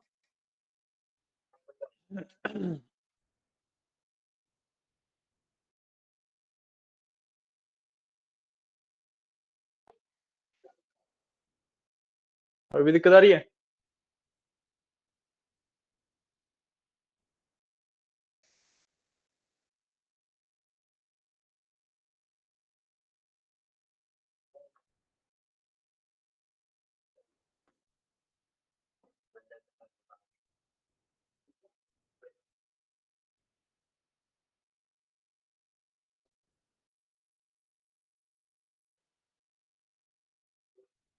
दिक्कत आ रही है अभी भी? एरर पढ़ो, लास्ट टाइम क्या लिखी एरर में? क्या भाई? अरे तो मेरे को पहले भी थोड़ा ना बताया था तुमने। आपका एरर आया है ना जो नीचे, इनवैलिड क्या? आपने इस वाली लाइन में इशू किया होगा कहीं पे, या तो यहाँ पे या फिर यहाँ पे। ऑप्टिमाइजर में आ रहा है, इस यहाँ पे देखो एल आर इक्वल टू, ये सही से डिफाइन किया है, 0.1 ही लिखा है। हाँ, हो गया। वहीं पे आ रहा है, पॉइंट वाली वैल्यू चेक करो ये। हाँ, ये लिखिए, मैं आता हूँ।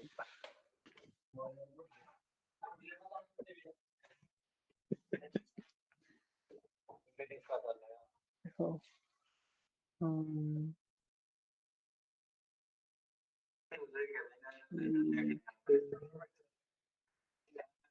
नहीं, अरे एरर कुछ हो रहा है, क्या पढ़ रहे हो आप क्या पढ़ के बता रहे थे मेरे को? सही अभी आया पहले तो, अरे मॉडल इज नॉट डिफाइंड है तो ठीक है। हाँ, आपके में भी ये वाला करना पड़ेगा। इस वाले एक काम करो, इसको ना दोनों को कॉपी कर लो। कंट्रोल कौन सा है? ठीक है, और पेस्ट कर दो। ठीक है, अब रन करेंगे। अरे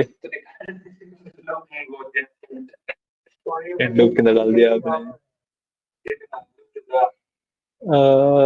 ये वाला जो पार्ट है ये बिल्कुल बाहर आएगा, और जो ये वाला पार्ट है तो, हाँ यहाँ पे आएगा।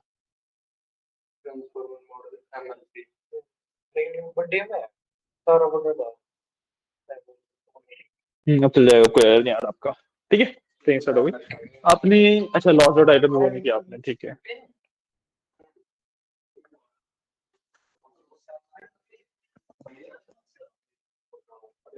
नितीश तुम्हारा हो गया? नितीश आपका हो गया? ठीक है। प्रिंस आपका भी रन होकर कंप्लीट हो गया वो? ठीक है। तो समझ आया जीपीयू वगैरह पे कैसे डालते हैं एंड एवरीथिंग? ठीक है, क्लियर है? ठीक है ना? ओके। एक मिनट रुको, आप एक मिनट बैठो।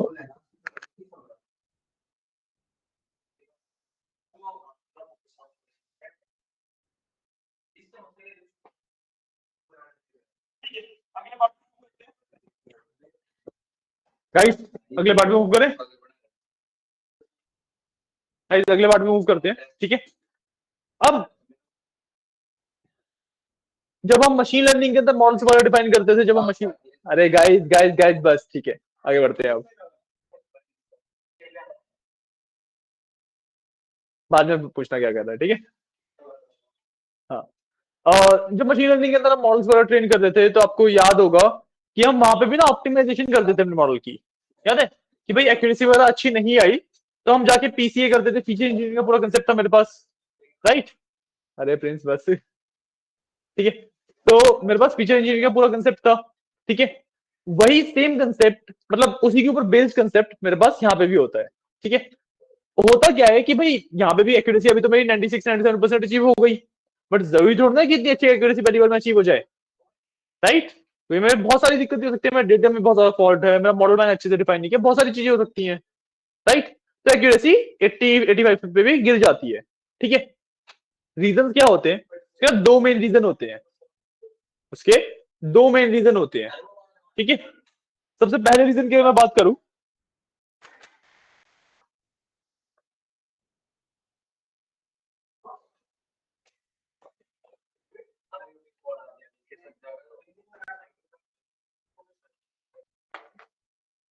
दिख रहा है सही? देखो, एक न्यूरल नेटवर्क होता है कुछ इस तरीके का,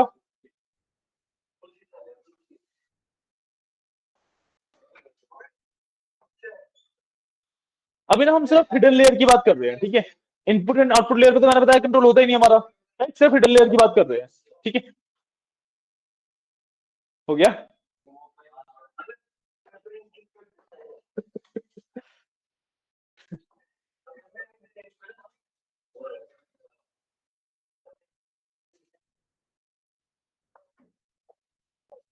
ठीक है, इस तरीके बना लो, मतलब कहीं पे भी कनेक्शन हो सकते हैं, मैंने बहुत सिंपल कनेक्शन बना दिए, ठीक है। अब ना प्रॉब्लम क्या आती है मेरे को सबसे पहली, कि भाई दिस इज अ नेटवर्क, ठीक है। नेटवर्क है, न्यूरॉन्स आस पास है काफी, और ये मैंने बहुत कम डेंसिटी लिया, एक्चुअली डेंसिटी ऑफ न्यूरॉन बहुत ज्यादा होती है इससे, ठीक है। तो न्यूरॉन्स ना आपस में वो यू कैन से क्लस्टर्स बनाने लग जाते हैं, यूनिफाई होने लग जाते हैं, ठीक है। तो मतलब जैसे मान लो ये तीन न्यूरॉन्स साथ में है, ठीक है।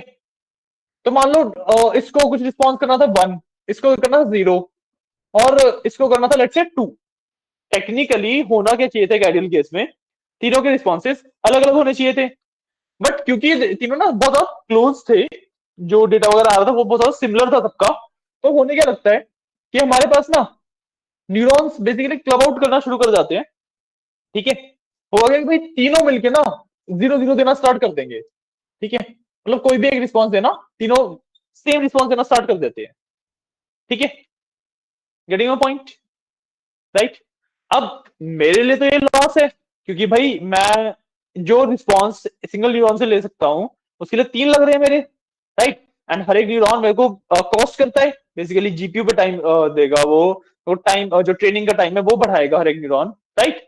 तो मेरे लिए तो ये वाली बहुत बड़ी दिक्कत हो गई, है ना, कि भाई मेरे पास न्यूरॉन जो 1000 न्यूरॉन थे, तो मेरे को बेसिकली 1000 डिफरेंट ब्रेन्स थे एक तरीके से, जो सोच रहे थे कि आउटपुट क्या हो सकता है। अब वो लेट से 300-400 रह गए, कि एक ही क्लस्टर तो नहीं बनेगा, बहुत सारे क्लस्टर्स बनते हैं पूरे नेटवर्क में, राइट। तो इसके लिए, इस प्रॉब्लम का सॉल्यूशन करने के लिए हम करते हैं ड्रॉप आउट, ठीक है। हम न्यूरॉन को drop out, basically drop out layer introduce करते हैं, ठीक है। ड्रॉप आउट लेयर क्या करती है जी, इनका क्लस्टर बना हुआ है, बस मैं इरेज कर रहा हूँ, ठीक है। अभी अभी हमें समझ लगा कि क्लस्टर हटा दिया मैंने, क्लस्टर बना हुआ है अभी, ठीक है। हम ना क्या करेंगे कि जो दो लेयर्स ऑफ न्यूरॉन्स है उसके बीच में एक ड्रॉप आउट लेयर इंट्रोड्यूस कर देते हैं, ठीक है, उसके बीच में हम एक ड्रॉप आउट लेयर इंट्रोड्यूस करते हैं। ठीक है, तो यहाँ पे बेसिकली न्यूरॉन्स ही आगे कुछ न्यूरॉन्स इंट्रोड्यूस हो जाते हैं। ठीक है, अब जो डेटा डायरेक्टली फ्लो हो रहा था ना, वो डायरेक्टली फ्लो होना बंद हो जाएगा, वो हमेशा इनके थ्रू फ्लो होगा। ठीक है, इस तरीके से इनके थ्रू फ्लो होगा हमेशा।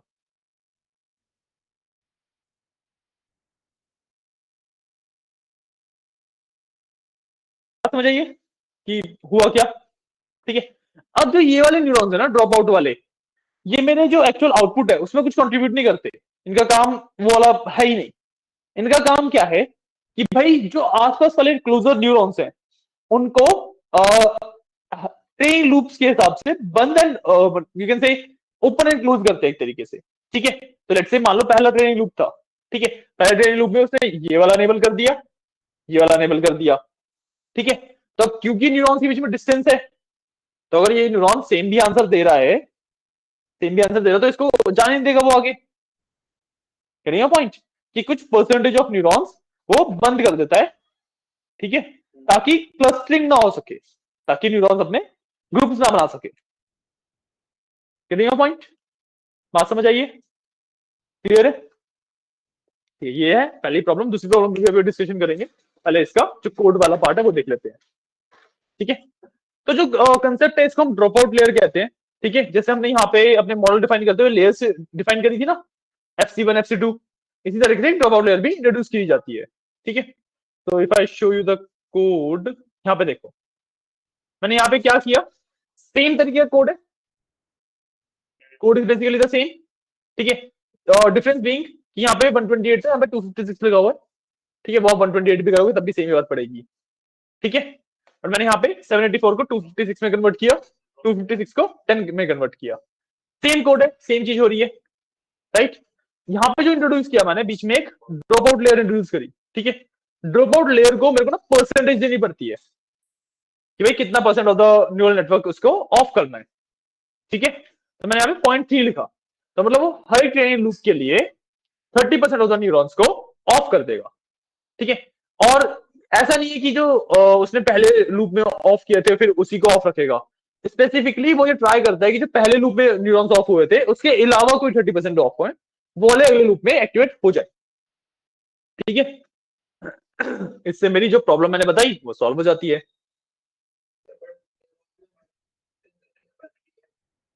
बेसिकली द पॉइंट इज ना कि वो क्लस्टरिंग और ये क्लस्टरिंग अलग अलग है। मैं क्लस्टरिंग वर्ड इसलिए मैं यहाँ पे यूज करना नहीं चाह रहा था। वो क्लस्टरिंग इज एक्चुअली डेटा को सेगमेंटेशन करने वाला क्लस्टरिंग। यहाँ पे ना बेसिकली हाँ डेटा की सेगमेंटेशन करने के लिए क्लस्टरिंग करते हैं वहां पे। यहाँ पे आसपास के न्यूरॉन जब इन्फ्लुएंस होने लग जाते हैं एक दूसरे से, अब इसके लिए कुछ भी वर्ड ले लो, वैसे इसको क्लस्टर्स ही बोला जाता है कि न्यूरॉन्स क्लस्टर फॉर्म कर लेते हैं। सॉरी, हाँ जी, बाय डिफॉल्ट नहीं होता, इसमें होता है रीजन क्या होता है क्लस्टर्स बनने का, कि भाई इसके पहले एक इनपुट लेयर होगी, इसके बाद एक आउटपुट लेयर होगी। मैं इनपुट लेयर ड्रॉ करता हूँ सिंपली। लेट से मैंने 4 यहाँ पे इनपुट पैरामीटर से। ठीक है, तो ये इस पे चला गया, इस पे चला गया, ये इस पे चला गया, इस पे चला गया, इस पे चला गया, इस पे चला गया, इस पे चला गया। ठीक है, तो अब देखोगे कि भाई इन दोनों को इस वाले पाथ से सेम डेटा रिसीव हो रहा है ना। जब सेम डेटा रिसीव होता है तो ये दोनों बेसिकली सेम आउटपुट देने लग जाते हैं। पॉइंट, क्योंकि उसके हिसाब से तो जो लॉस सबसे कम यहाँ पे हो गया। ट्रेनिंग क्या हो रही है कि भाई लॉस कम करना है हमें, तो जो अगर लॉस उसने इस वाले पाथ पे कम कर दिया जो यहाँ से डायरेक्टली जा रहा था, तो वही सेम लॉस तो यहाँ से भी इधर भी अचीव हो सकता है ना। गेटिंग पॉइंट, तो इसलिए जब डेटा की स्ट्रीम सेम आ रही है तो न्यूरॉन भी सेम आउटपुट देने लग जाते हैं। अब इनपुट लेयर को तो हम छेड़ नहीं सकते, इनपुट लेयर तो जैसी है वैसी है ही, हम अपनी हिडन लेयर्स के अंदर ही चेंजेस कर सकते हैं। तो हम इस तरीके से ड्रॉप आउट लेयर इंट्रोड्यूस करते हैं। ठीक है,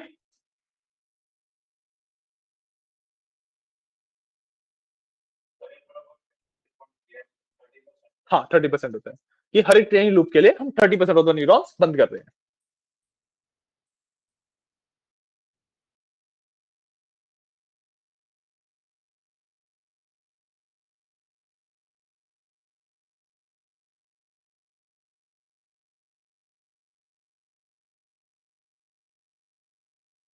इसका जो वर्ड होता है, हाँ, इसको क्लस्टरिंग नहीं, इसका मैं एग्जैक्ट वर्ड भूल गया था। द वर्ड इज को अडेप्टेशन, कि न्यूरॉन्स को अडेप्ट करने लग जाते हैं। ठीक है, वही मैं एक्चुअली वही सर्च कर रहा था कि वर्ड क्या होता है एग्जैक्टली।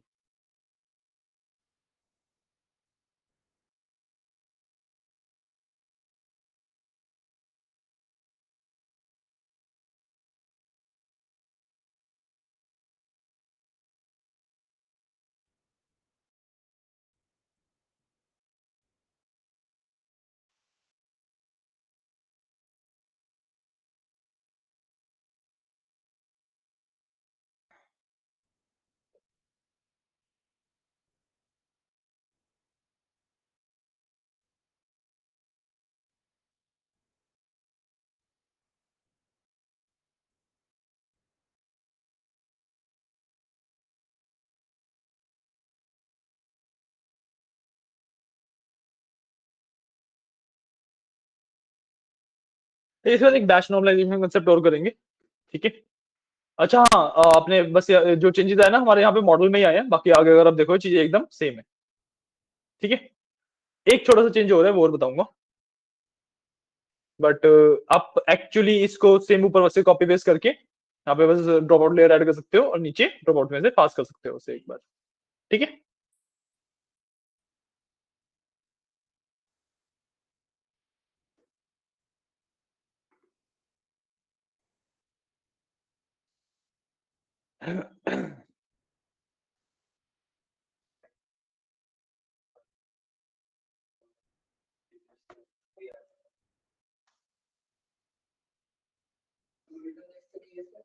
सॉरी, रिटर्न तक ये मॉडल, उसके बाद फिर एक कंसेप्ट और है, बताऊंगा अभी।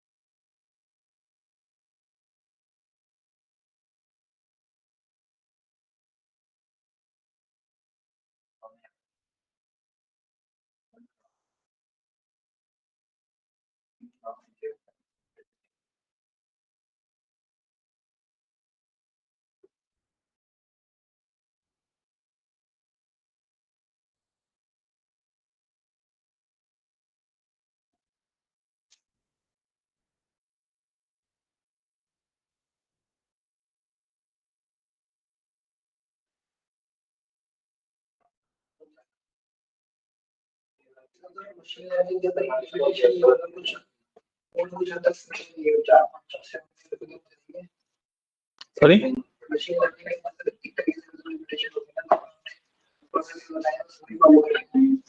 हाँ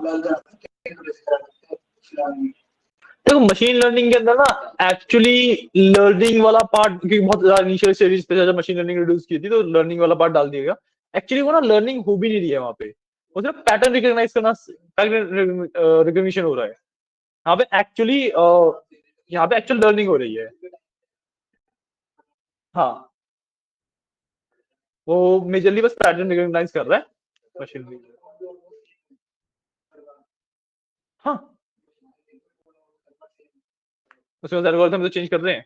इसके अंदर हम पूरा पूरा मतलब कोड आप देखोगे इसमें भी ऑलमोस्ट सेम ही लग रहा है, बस लेयर्स वगैरह पे हम चेंज कर रहे हैं। This is basically the brain of your module ना। आप ब्रेन के अंदर थोड़े थोड़े चेंजेस करोगे, उससे बहुत ज्यादा डिफरेंस पता लगते हैं। ठीक है। अब ये वाला कर दिया, ड्रॉप आउट लेयर वाला। ठीक है। इसके बाद एक चीज और करनी है, देखो यहाँ पे जो चीजें करी है वो एक्जैक्टली सेम चीजें हैं। ठीक है भाई, मॉडल डिफाइन किया, सब किया, सेम चीजें हैं। Right. Device model criterion optimizer देख लो, जो ऊपर वाला था सेम है। ठीक है। यहाँ पे ना डिफरेंस क्या है कि मैंने जो ट्रेनिंग लूप लिखा है, ठीक है, ट्रेनिंग लूप भी एक्जैक्टली सेम है, बट उससे पहले मैंने मॉडल डॉट ट्रेन वाला एक you can say property set करी। ठीक है। इससे होता क्या है कि मेरा मॉडल ना दो स्टेट्स में एग्जिस्ट करता है। ठीक है। एक स्टेट होती है जब वो एक्सपेक्ट कर रहा है कि भाई पाथ बनेंगे अब, मतलब ट्रेनिंग होगी उसकी, ठीक है। एक स्टेट है जब वो एक्सपेक्ट कर रहा है कि उसे पाथ नहीं बनाने, जो उसने ऑलरेडी पाथ बना लिए उसके ऊपर डेटा फ्लो करवाना है, ठीक है। तो ये जब हम बाय डिफॉल्ट वैसे अगर सेट नहीं करते हैं तो चलता हमारा फिर भी है, बट वो बाय डिफॉल्ट ट्रेनिंग मोड में होता है, राइट। सो वो ना एक्सपेक्ट कर रहा होता है कि पाथ बनेंगे, बट उसके लिए पाथ बनाने के लिए हम नो ग्रेड कर देते हैं, करता हूँ भी टॉस डॉट नो ग्रेड कर देते हैं ना, तो उसको एक्चुअली पाथ बनते नहीं है। तो कभी कभी इस चीज से थोड़ा सा इशू आ सकता है, ठीक है, बहुत ज्यादा इशू आता नहीं है इस चीज से, बट कभी कभी आ सकता है। तो एक्चुअली जो एक बेटर अप्रोच रहती है जब भी आप डीप लर्निंग का कोड कर रहे हो, तो instead of torch dot no grade आप करते हो मॉडल डॉट ट्रेन, सॉरी, अच्छा हमें यहाँ इसकी नीड नहीं होती ना, ठीक है, सॉरी सॉरी। यहाँ पे ना बेसिकली आप प्रॉपर्टी सेट करते हो बेसिकली एक तरीके से उसकी, ठीक है, कि भाई अब उसकी ट्रेनिंग हो रही है, ठीक है, और नीचे इसकी इवेल्युएशन हो रही है, ठीक है। टोजो नोट हम स्टिल करेंगे क्योंकि हमारे पास जो ऑप्टिमाइजर है वो तो पाथ बनाएगा ही ना फिर भी, पॉइंट। तो बेसिकली आप एक पैरामीटर सेट करते हो सिर्फ ट्रेनिंग से पहले मॉडल डॉट ट्रेन, और उसकी इवेल्युएशन से पहले मॉडल डॉट इवेल। हाँ, ऑप्टिमाइजर इज बेसिकली पाथ को ऑप्टिमाइज नहीं करता, ऑप्टिमाइजर उसका नाम है, पाथ को फिक्स करना, कौन सा पाथ रखना है कौन सा हटाना है।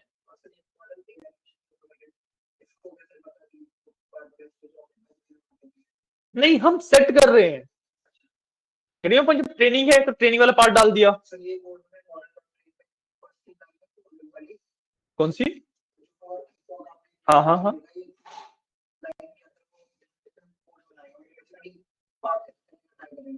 ये इन तीन में नहीं है, पूरी पूरा में। जब मैं प्रिडिक्शन ले रहा हूँ, देखो इससे पहले तो कुछ भी नहीं हो रहा, आ गया ये रहा। इन तीन लाइन में तो कुछ हो ही नहीं रहा एक्चुअली, इसमें तो सिर्फ लूप डिफाइन कर रहा हूँ कि कैसे चलेगी चीजें, और लास्ट वाले लाइन में सिर्फ मैंने डेटा को डिवाइस पे भेजा है। एक्चुअली जो ट्रेनिंग वाला पार्ट है ना वो इन स्टेप्स में होता है, ठीक है। जब मैंने ये वाली लाइन रन करी, prediction equal to model X, उससे रैंडम पाथ बनाती है। जब मैं मॉडल के अंदर डेटा भेजूंगा, डेटा कहीं ना कहीं तो फ्लो करेगा ही, वो रैंडम पाथ बना दिया उसने, ठीक है। फिर मैंने लॉस कैलकुलेट किया कि जो ये पाथ बने हैं इस पे लॉसेस कितने आ रहे हैं, ठीक है, मैंने यहाँ पे लॉस कैलकुलेट कर लिया, ठीक है। अब लॉस तो क्योंकि मेरे पास सेव है ही वेरिएबल के अंदर, तो मैंने ऑप्टिमाइजर डॉट जीरो ग्रेड कर दिया, मतलब जो भी पाथ बने थे उनको रिमूव कर दिया सबको, ठीक है। अब मैंने लॉस डॉट बैकवर्ड से बेसिकली मैंने कैलकुलेट किया कि कहां पे लॉस सबसे कम है, किस पाथ पे लॉस सबसे कम है, ठीक है।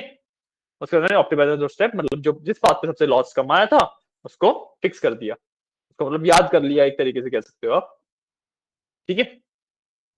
मेरा जो मेन बता रहा था मैं, मॉडल डॉट ट्रेन और मॉडल डॉट इवैल डालते हैं हम, ठीक है। ताकि इससे बस ये होता है कि हमारा मॉडल ना उसको पता होता है कि अब उसकी ट्रेनिंग होने वाली है, अब उसकी इवैल्यूएशन होने वाली है, तो वो थोड़ा सा मैथमेटिकली इस तरीके से एडजस्ट हो जाता है, ठीक है। इसके आप नहीं भी डालोगे तब भी फर्क नहीं पड़ता बहुत ज्यादा, बट कभी कभी किसी सेंसिटिव केस में अगर इशू आ जाए तो आप ये डाल के ट्राई कर सकते हो कि क्या पता फिक्स हो जाए इससे। क्योंकि ना आप डीप लर्निंग के अंदर एक चीज नोटिस करोगे कि डेफिनेटली न्यूरॉन्स वगैरह मैं डिजाइन कर रहा हूँ सब कुछ, ठीक है, बट मुझे भी एग्जैक्टली पता नहीं है कि कौन सा पाथ कैसे बन रहा है। मैं अगर आप मेरे को बोलो कि भाई ये मॉडल आपने जो डिजाइन किया है इसका ड्रॉ कर दो, तो ड्रॉ नहीं कर सकते हम, क्योंकि हमें खुद नहीं पता होता कि भाई कौन से पाथ कैसे डिजाइन हो रहे हैं।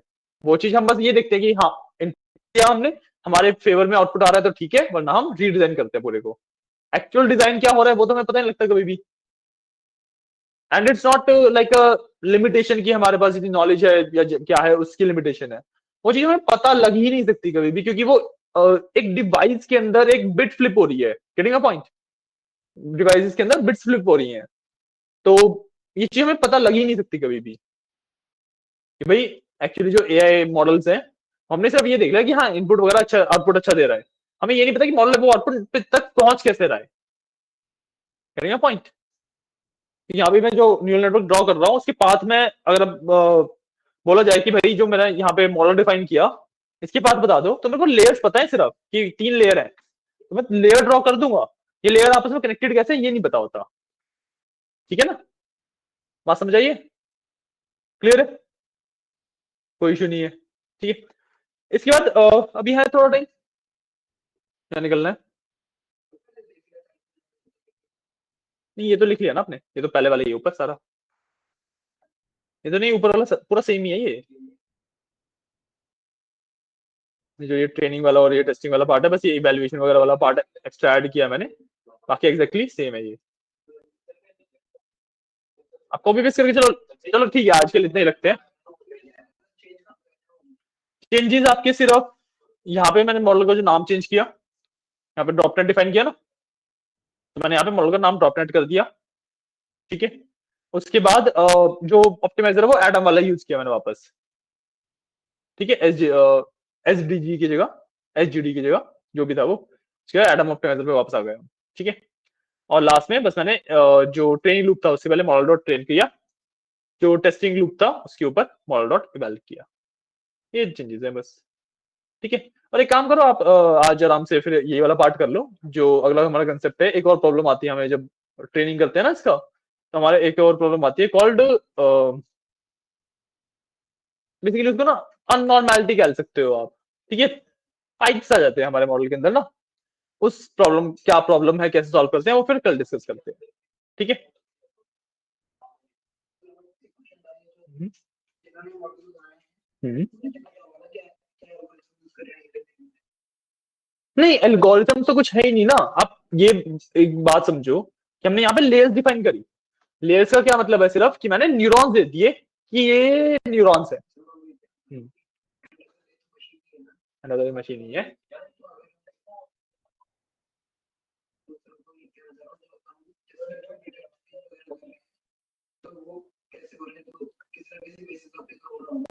वही पॉइंट है कि अगर हमें ये चीज पता होती, तो जो हम एआई मॉडल्स वगैरह बनाते हैं उसके अंदर हमें सिस्टम प्रॉम्प्ट देना पड़ता है, वो बताओ कि भाई ऐसे रिस्पॉन्स नहीं करना, ऐसे नहीं करना, ये नहीं करना, मैं उसको एआई मॉडल के अंदर ही नहीं डाल देता।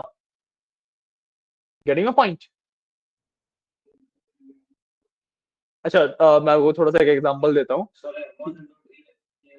इवेल, हाँ दिखा रहा है, अभी देख लेते हैं। बेसिकली द पॉइंट इज कि मैं ना सिर्फ न्यूरॉन्स डिफाइन करता हूँ, ठीक है। कोई भी एक्चुअली एल्गोरिथम नहीं है। अब जो एल्गोरिथम है वही एल्गोरिथम है, जो मैंने समझाई वही ही एल्गोरिथम है।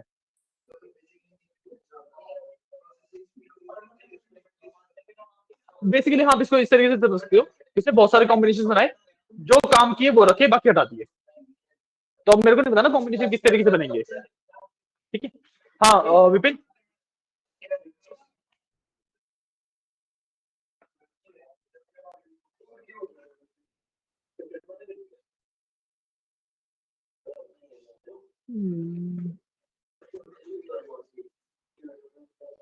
आपने डिवाइस वाला लाइन नहीं लिखी इसके अंदर।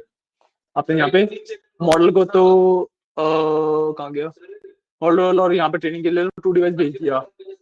इवेल्युएशन में तो टू डिवाइस भेजोगे उसे, डिवाइस पे तो टेस्टिंग करोगे, मॉडल तो आपका डिवाइस के ऊपर ही है। हाँ जी, ऊपर नहीं लिखा था मैंने। और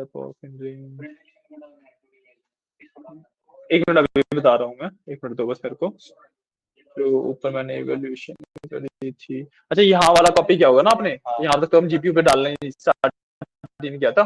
जब हमने जीपीयू डालना स्टार्ट किया था, तो जो ट्रेनिंग टेस्टिंग करी हमने, वो टेस्टिंग करी ही नहीं, हमने यहाँ पे टेस्टिंग करी ही नहीं है ना। हाँ, ये इवेल्युएशन वाला कोड देख लो, यहाँ पे एक्स और वाई को टू डिवाइस डालना होता है हमें। हाँ, ठीक है, आप देखोगे एक्यूरेसी थोड़ी सी इंप्रूव हो जाएगी आपकी पिछले वाले मॉडल से। क्या, कौन से पार्ट पे हो, इस वाले पे हो, यहीं पे हो, देख लो।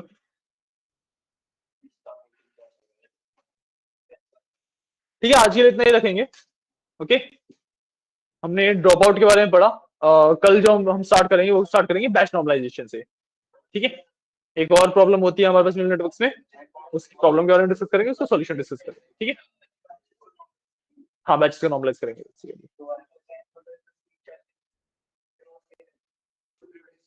नहीं नहीं, ऐसा नहीं है, काफी अलग चीज है वो। हम एक लेयर के अंदर कुछ भी चेंज नहीं कर सकते, हम लेयर्स इंट्रोड्यूस करते हैं। जैसे ड्रॉप आउट की भी मैंने लेयर इंट्रोड्यूस करी, मेरे पास कुछ, क्योंकि वो मेथड ही नहीं है, मैं पहली वाली लेयर में ही ये चीज डिफाइन कर दूं कि कुछ न्यूरॉन्स बंद होंगे। तो बैच नॉर्मलाइजेशन की भी मैं एक लेयर इंट्रोड्यूस करता हूँ, ठीक है। बेसिकली मैं छोड़,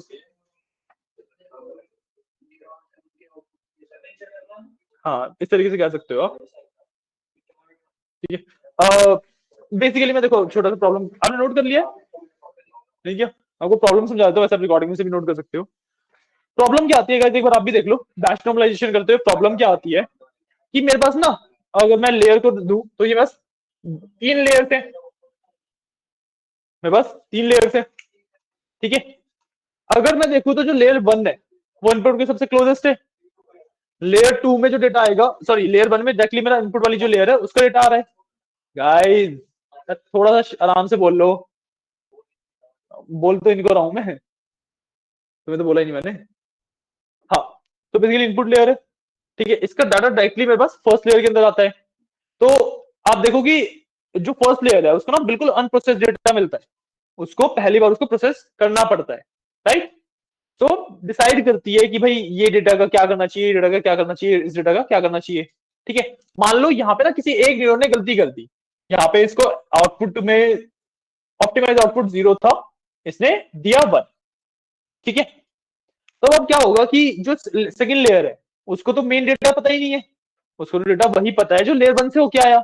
तो यहाँ पे गलती हुई, ये जो 1 है ये यहाँ पे जाएगा, ये इस गलती को एम्पलीफाई कर देगा, यहाँ पे जाएगा गलती और एम्पलीफाई हो जाएगी, है ना, पॉइंट। तो इसको ना रिपल इफेक्ट आ जाता है पूरे न्यूरल नेटवर्क में कि भाई एक बार कहीं पे कोई गलती हुई, वो आगे बढ़ते बढ़ते बढ़ते बढ़ते वो गलती बढ़ती चली जाती है, ठीक है।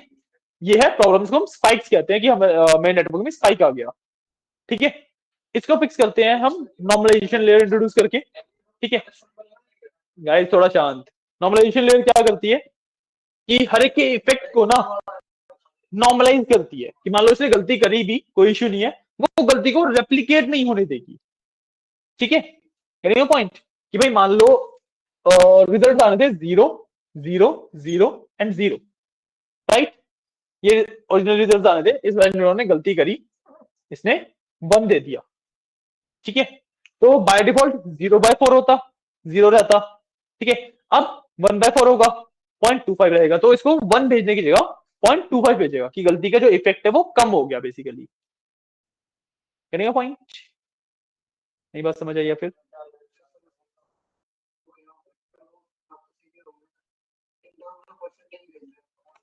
इन टर्म्स ऑफ परसेंटेज नहीं, मैंने एग्जांपल देने के लिए आपको ये चीज बोली है, ठीक है, कि भाई वो मीन निकालते, मीन नहीं निकालता है नॉर्मलाइजेशन में, ठीक है। इसके अगर आप मैथमेटिकली देखोगे 4 स्टेप्स होते हैं, मैं बता भी सकता हूँ कुछ 4 स्टेप्स।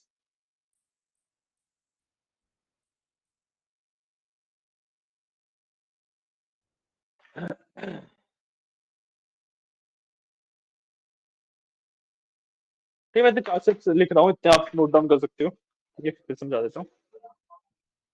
हो गया, ठीक है।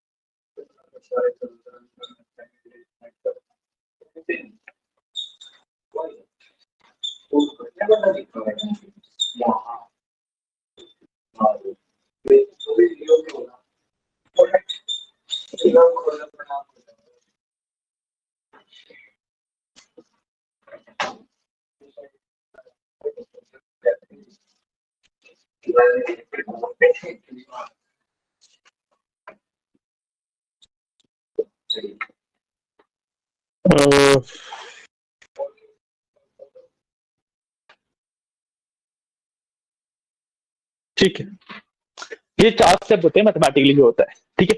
पहले वाला जो आपका मीन वाला था वही चीज है, ठीक है।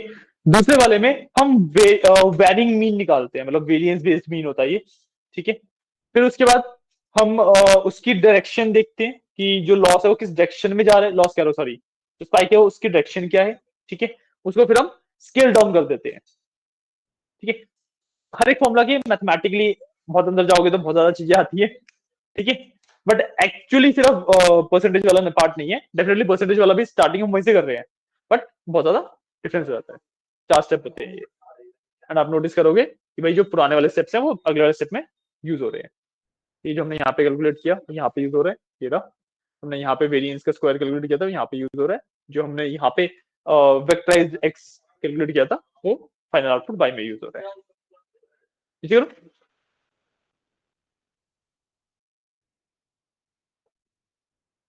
ठीक है, this is the concept of batch normalization. ठीक है, कोड वाइज कैसे करते हैं वो भी हम देखेंगे। ठीक है,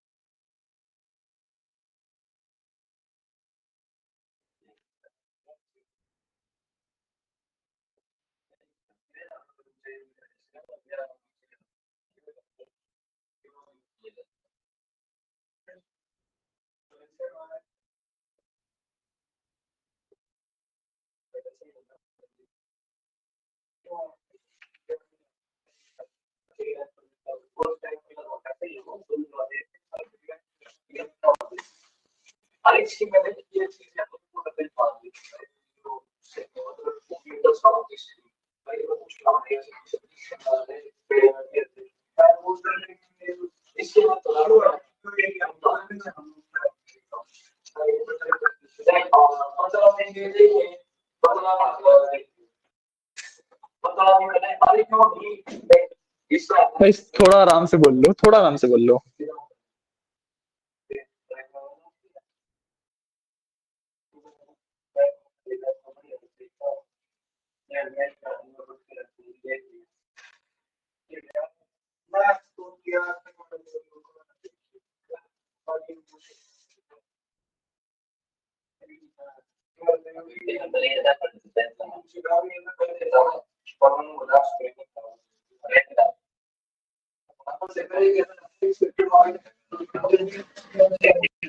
हाँ, आपने वाले लाइन नहीं लिखी क्योंकि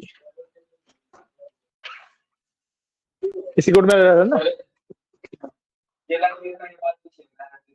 दिखाओ दिखाओ।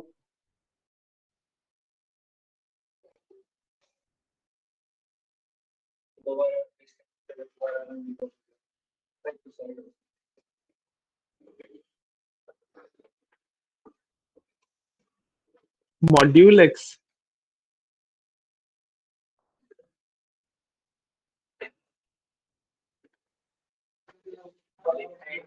एक मिनट, क्या 12% एक्यूरेसी गिर गई? एक्यूरेसी बहुत ज्यादा इंप्रूव होनी चाहिए, 97.24 पहुंच गई है। दिखाओ आपने कोड वगैरह में कहाँ पे इशू किया है, देख लेते हैं एक बार।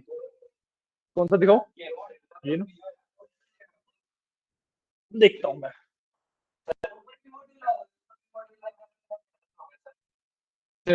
मॉड्यूल डिफाइन किया है क्या नाम? इसने नाम मॉड्यूल डिफाइन कर रखा है क्या? नाम वगैरह चेंज कर रखे हैं?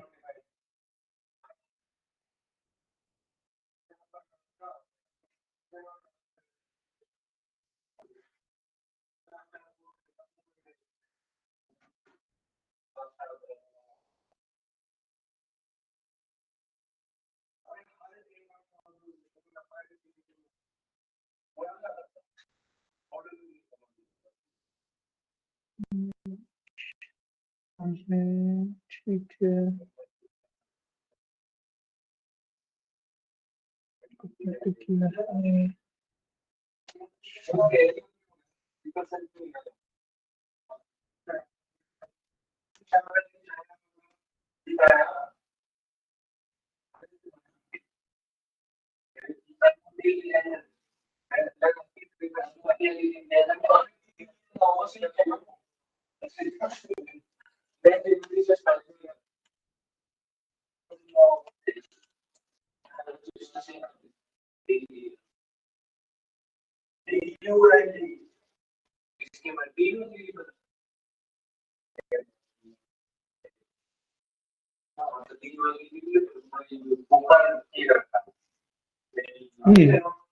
आपने ये वाला पार्ट नहीं लिखा था। एक तो आपने यहाँ पे मॉडल डॉट ट्रेन नहीं किया था, ठीक है। और जो डेफिनेशन मैंने लिखी हुई है ना वो थोड़ी ऊपर नीचे करके लिखी हुई है। एक्चुअली आप सबसे पहले डिवाइस को डिफाइन करते हो, फिर मॉडल को डिवाइस में भेजते हो, फिर ऑप्टिमाइजर डिफाइन करते हो, क्योंकि ऑप्टिमाइजर मॉडल को यूज कर रहा है ना। तो मैंने स्टेटमेंट्स ऊपर नीचे लिखी हुई है, वो मैंने फिक्स कर दी है यहाँ पे। ठीक है, एक्यूरेसी 96% के आसपास की अचीव हो गई आपकी।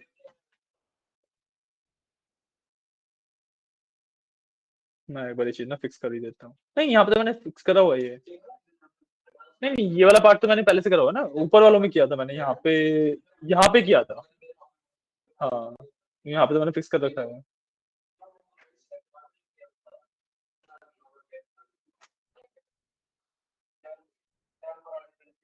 ये वाला पार्ट समझ आया? कोई डाउट? बैच नॉर्मलाइजेशन समझ आई? अभी ये कर देता हूँ, अभी क्लास के बाद कर देता हूँ इसको। बैच नॉर्मलाइजेशन समझ आया है? बैच नॉर्मलाइजेशन समझ आया है? ठीक है, उसको एक बार, ये लास्ट कोड हो रहा है, एक लाइन है सिर्फ। ठीक है, उस चीज को भी देख लो। ठीक है, एक ही लाइन है, सिर्फ ये ही एक लाइन है, बैच नॉर्मलाइजेशन।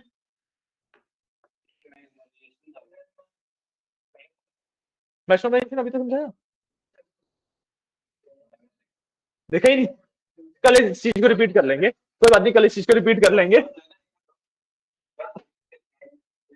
कोई इशू नहीं, कल इस चीज को रिपीट कर लेंगे, कल बैच नॉर्मलाइजेशन से बात स्टार्ट कर लेंगे। ठीक है, एंड अभी तक हमारी एक्यूरेसी वगैरह आ गई। आप दिखाओ आपका कोड क्यों नहीं चल रहा, वो देख लेते हैं।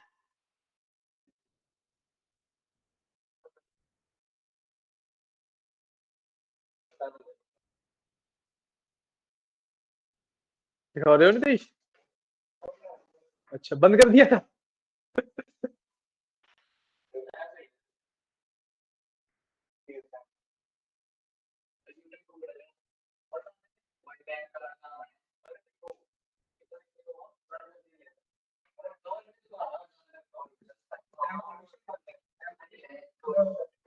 दिखाओ।